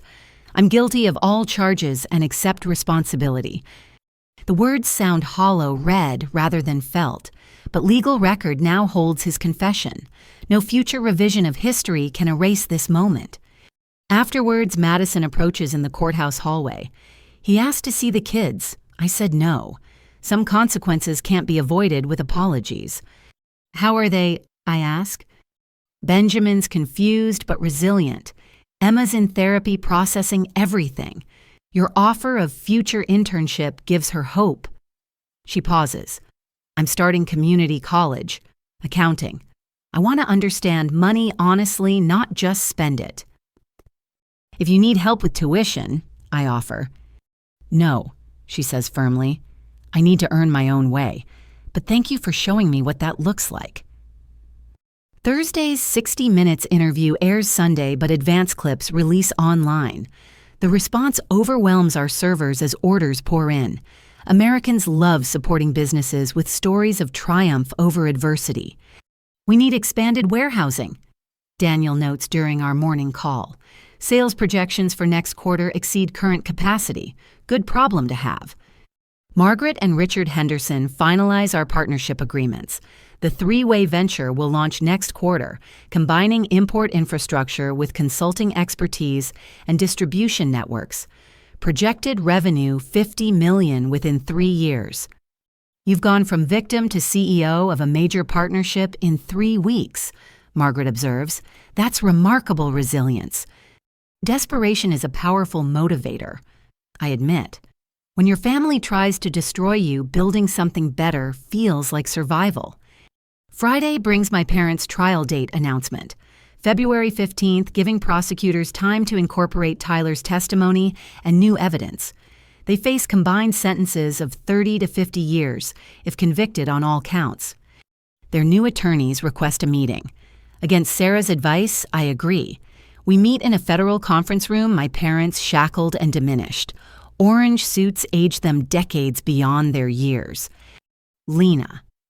My mother starts, then falters. Without her makeup and carefully styled hair, she looks fragile. We're sorry, we lost our way. You didn't lose your way, I respond evenly. You chose a path. Every forged document, every stolen payment, every lie required conscious decision. We're your parents, my father states, as if that explains everything. Biologically, yes, but parents protect their children. You systematically destroyed my life for money. That's not parenting. Their attorneys intervene with the real purpose. Our clients are willing to allocate blame primarily to Robert Steinberg and Tyler. In exchange for your support of reduced sentences. No, I interrupt. They orchestrated this entire scheme. Tyler learned from them. Steinberg followed their direction. I won't help them escape accountability. My mother breaks down sobbing about destroyed family, abandoned parents, ungrateful children. The manipulation is obvious now, theatrical and desperate. My father maintains stoic disappointment as if I've failed some moral test. We're done here, Sarah declares. Further communication goes through counsel. Leaving that room feels like shedding skin. The people who raised me are strangers wearing familiar faces. Whatever love existed got sold for monthly payments and stolen inheritances. Saturday brings unexpected closure from another source. The FBI raids several locations connected to Tyler's gambling network. Among those arrested 3 city councilmen, a state senator, and 2 judges. The corruption web extends far beyond family fraud. Your case broke open something huge, Agent Chen tells me. Tyler's records detailed bribes, fixed games, and money laundering through campaign contributions. You've helped expose systematic corruption. I just wanted them to stop stealing from me, I say. Most major cases start with personal grievances, she responds. Individual courage to speak up reveals larger patterns. You should be proud. Sunday evening, I gather with my chosen family to watch 60 Minutes. Emma and Madison join via video. Patricia and Daniel watch from Singapore. Margaret, Richard, and Sarah sit in my living room, having insisted I move from the safe house to a secure apartment near Morrison Imports. Anderson Cooper's introduction sets the tone. Tonight, a story of family betrayal that exposes the hidden epidemic of financial abuse.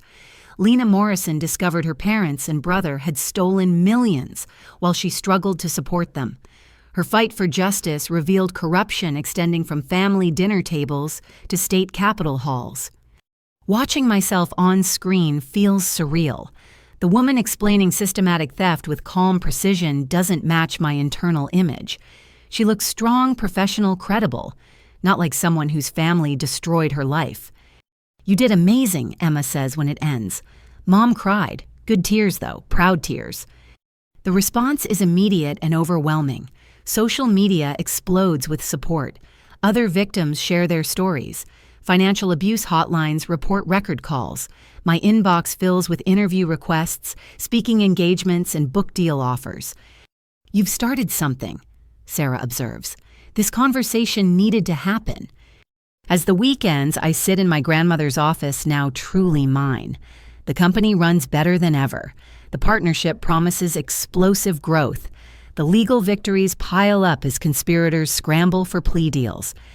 But the real victory is smaller, quieter. I'm sleeping without nightmares, eating without anxiety, making decisions based on my future rather than their manipulation. My phone rings with an unknown number. I almost don't answer, but something makes me pick up. Ms. Morrison. This is Diane Walsh from the National Financial Abuse Prevention Foundation.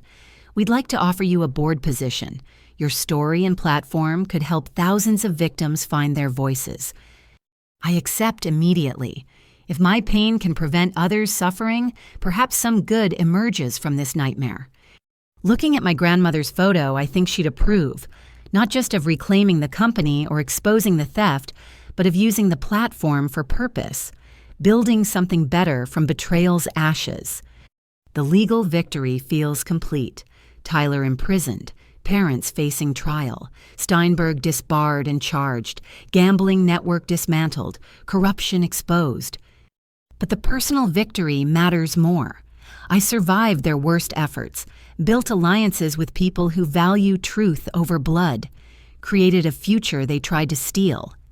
Tomorrow brings new challenges: running a company, testifying at trials, building the partnership, speaking for victims who haven't found their voices yet. But tonight I celebrate quietly with the family I chose, the ones who stood by truth when lies were easier, who saw strength where others saw vulnerability, who helped me discover that sometimes the best revenge isn't revenge at all. It's living well, honestly, successfully. It's becoming everything they said. I couldn't be using resources they tried to steal, surrounded by people who actually understand love. The legal victory is public record, but this personal triumph, this belongs to everyone who refuses to let family destroy their future. My grandmother was right. Family isn't about blood. It's about who shows up when truth matters most. And as I look around my apartment at these faces, chosen family, real family, I know I'm finally home. Tuesday morning brings news that shakes the foundation of everything I thought I knew about my family. Detective Martinez calls before dawn, her voice carefully controlled. "Lena, we need you to come to the station. We've discovered something during the investigation that it's significant." I arrive to find FBI agents Detective Martinez and Sarah waiting with expressions that make my stomach drop. "In reviewing your parents' financial records, we found payments to a private investigator starting 35 years ago." Agent Chen begins. "We tracked down the PI. He kept meticulous records." She slides a folder across the table. Inside, photographs of a woman with 2 young children. The woman looks familiar, but I can't place her. "That's your father's first family," Detective Martinez says gently. "He was married before, had 2 children. He abandoned them when the boy was 3 and the girl was 5. The room tilts. I grip the table for stability. What? He never divorced his first wife legally. Agent Chen continues. Your parents' marriage is technically invalid, which means their claim to any marital assets is compromised, Sarah finishes. But more importantly, you have siblings who were also abandoned by your father. I stare at the photographs. A boy who looks like Tyler. A girl with my eyes. Where are they now? Michael Patterson is 38 lives in Phoenix, runs a construction company. Sarah Patterson Wells is 36, a teacher in Tucson. They've known about you and Tyler their whole lives. Their mother made sure they knew they had half-siblings. But we never knew about them. The betrayal feels fresh, different. My entire life is built on lies. There's more, Detective Martinez says apologetically. Your mother knew. The private investigator reports show she hired him to keep tabs on the first family, make sure they never contacted you. I excuse myself to the bathroom where I promptly vomit. The layers of deception seem infinite. Every time I think I've hit bottom, a new trapdoor opens. When I return, Sarah's reviewing additional documents. Michael and Sarah have agreed to speak with you if you want. They're victims too, abandoned by your father, monitored by your mother. They never received child support, never had contact. I want to meet them. I decide immediately. They're my family, real family he threw away. We arrange a video call for that afternoon. I spend the hours between pacing my office trying to process this revelation. My employees notice my distraction but respectfully give space. At 2 o'clock, I connect to the call. Two faces appear on screen, nervous but curious. Michael has our father's bone structure but warmer eyes. Sarah, the irony of sharing names doesn't escape me, has our grandmother's chin, the same one I see in my mirror. This is awkward, Michael says, first breaking tension with directness I appreciate. Understatement of the century. I agree. I just found out you exist 4 hours ago. We've known about you forever, the other Sarah admits. Mom made sure we knew we had siblings in case we ever needed medical history or, I don't know, she hoped maybe someday we'd connect. Is she? I can't finish the question. Alive and well, Michael confirms. Remarried to a good man who actually raised us. She's in assisted living now, early dementia, but she has good days. We talk for 2 hours about their lives, their struggles growing up without child support, their mother working 3 jobs, about watching from afar as our father built a new family, lavished resources on Tyler and me, while ignoring their existence. We weren't angry at you, Sarah clarifies. You were kids too, but him building that business pretending to be father of the year while we ate ramen every night. Yeah, we have feelings about that. The business he built with my stolen inheritance, I say bitterly. At least we're all victims of his greed. Michael leans forward. When we saw the news about the fraud, part of us felt vindicated, like karma finally caught up. But we also felt bad for you. Finding out your whole life is a lie. We at least always knew the truth. What do you want from this? I ask directly. I have resources now. I can help. We don't want money, Sarah interrupts firmly. We made our own lives without him. But maybe we could know each other. We're the only siblings any of us have who aren't criminals. Tyler has no idea you exist, I realize. This will destroy his worldview more than prison. Good, Michael says flatly. Let him know how it feels to discover your father's capable of erasing children. We agree to meet in person next month after the chaos settles. They share photos of their families.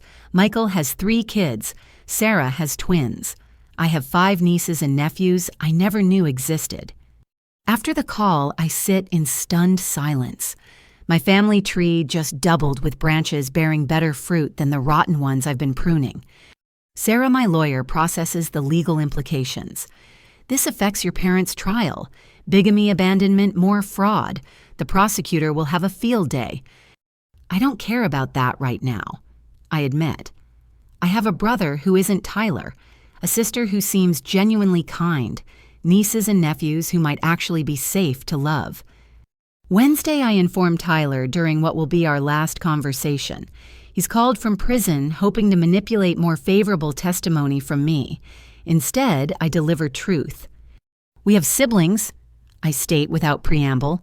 Dad was married before, had 2 kids, abandoned them to marry Mom illegally. The silence stretches so long, I wonder if we've disconnected. You're lying, he finally manages. This is some trick. Michael's 38, Sarah's 36. They look like us, Tyler. Dad paid a private investigator to keep them away our entire lives. Mom knew, they both knew, and built our family on lies about being each other's first loves. No, his voice cracks. We're the family. We're the replacement family, I correct. Built on bigamy and abandoned children. Just like everything else, it's fraud. He hangs up. I hear later from Madison that he had a breakdown requiring psychiatric intervention. His worldview, built on being the golden son of a perfect family, couldn't survive the truth. My mother's reaction comes through her lawyer. She wants to meet claims she can explain. Against everyone's advice, I agree, but only with attorneys present. She enters the federal meeting room looking decades older. The orange jumpsuit hangs on her diminished frame, but her eyes still calculate, still scheme. Those children weren't real family, she begins immediately. That woman trapped your father. We gave you and Tyler legitimate lives. Legitimate? I laugh harshly. Nothing about our lives was legitimate. You knew he had children and helped him abandon them. Then you stole from the children you did raise. What part of that is legitimate? We protected you from scandal, she insists. Imagine growing up knowing your father had another family. Instead, I grew up in a lie that exploded spectacularly. Much better, I say sarcastically. She tries emotional manipulation, tears, maternal guilt, but I see through it now. Every expression calculated, every word chosen for effect. The mother I thought I knew never existed, just this stranger wearing her face. I want their contact information, I state. Michael and Sarah, you monitored them for 35 years. I want to know everything. I burned those files, she says quickly, too quickly. Sarah leans forward. Destroying evidence in a federal investigation adds 5 years. Want to reconsider? My mother's mask finally drops completely. The loving mother, the victim, the martyr, all pretense falls away, leaving naked calculation. Fine, she spits. Your father couldn't let go, kept tabs on his precious first children. The files are in a safety deposit box at First National, box 247, keys hidden in his home office inside the false bottom of his Navy medal case. Even now, even caught, she'd hidden evidence. I wonder how many other secrets wait in hidden boxes and false bottoms. We're done, I tell her. Don't contact me again. I'm your mother, she screams as guards escort her out. You owe me forgiveness. Family forgives. But she's wrong. She's just the woman who gave birth to me, then spent 32 years stealing my life. Mother is a title earned through love and protection, not biology and manipulation. Thursday brings the safety deposit box revelation. Inside 35 years of surveillance on my half-siblings, report cards, school photos, job applications, marriage certificates. My parents stalked these children they'd help abandon, maintaining files like some sick hobby. This is disturbing.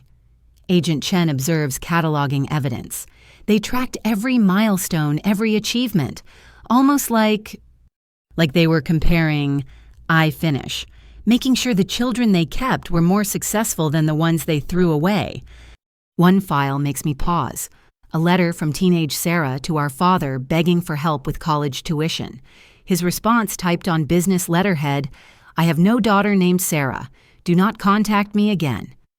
I have to leave the room overwhelmed by cruelty I can't comprehend. He denied his daughter's existence while stealing mine to fund Tyler's education. Madison calls that evening. I heard about the siblings. Emma wants to know if she has cousins now. 5, I confirm. Good kids with parents who didn't abandon them. Can we meet them? Emma asks, having taken the phone. I'd like family who aren't criminals. We're working on it, I promise. Friday culminates in a family reckoning none of us expected. Michael and Sarah fly in for an emergency meeting. They've decided they want to testify at our parents' trial. "He destroyed our mother," Michael states firmly. "She never recovered from the abandonment. We want it on record what he did to his first family before he defrauded his second." "It could get ugly," Sarah lawyer warns. "Defense will attack your motives, claim you're after money." "We've been attacked our whole lives by his absence," Sarah's sister responds. "What's one more time?" Besides, Lena deserves support from family who actually understands the word. As we strategize their testimony, I marvel at the unexpected bonds forming. These siblings I never knew existed show more loyalty in days than Tyler showed in decades. Their children video call shy but excited about new cousins. Emma promises to visit during spring break. "This is weird," Michael admits over dinner, "but good weird. We always wondered what you were like, if you were happy, if he was a better father to you." "He was a terrible father to us too," I assure him, "just differently terrible." "At least we're all free now," Sarah observes. "Free to be the family he never let us be." Looking around the table at these unexpected siblings at Emma on video wearing a hopeful smile at chosen family like my Sarah, offering support, I realize the truth. My parents didn't destroy my family. They prevented me from knowing my real one. Now with their crimes exposed and consequences closing in, we're finding each other, building relationships on truth rather than lies, creating bonds from shared survival rather than manufactured perfection. The family reckoning isn't just about justice for crimes committed. It's about discovering family that was hidden, connections that were severed, and love that survived despite abandonment. My father stole from all his children in different ways. My mother helped him hide his crimes while committing her own. But their failure is our freedom. Freedom to know each other. Freedom to heal. Freedom to be the family they never allowed. Tomorrow we continue building. Morrison Imports needs leadership. Trials need testimony. New siblings need time to trust. But tonight we share a meal and swap stories, finding humor in the absurdity and hope in the honesty. The family reckoning reveals more than crimes. It reveals resilience, courage, and the possibility of connection beyond blood and betrayal. My grandmother would have loved this. Children finding each other despite parents' worst efforts. Truth winning over carefully constructed lies. Family meaning more than shared DNA or stolen money. The reckoning continues, but we face it together. The family my parents fractured is becoming whole in ways they never imagined, and that's the best justice of all.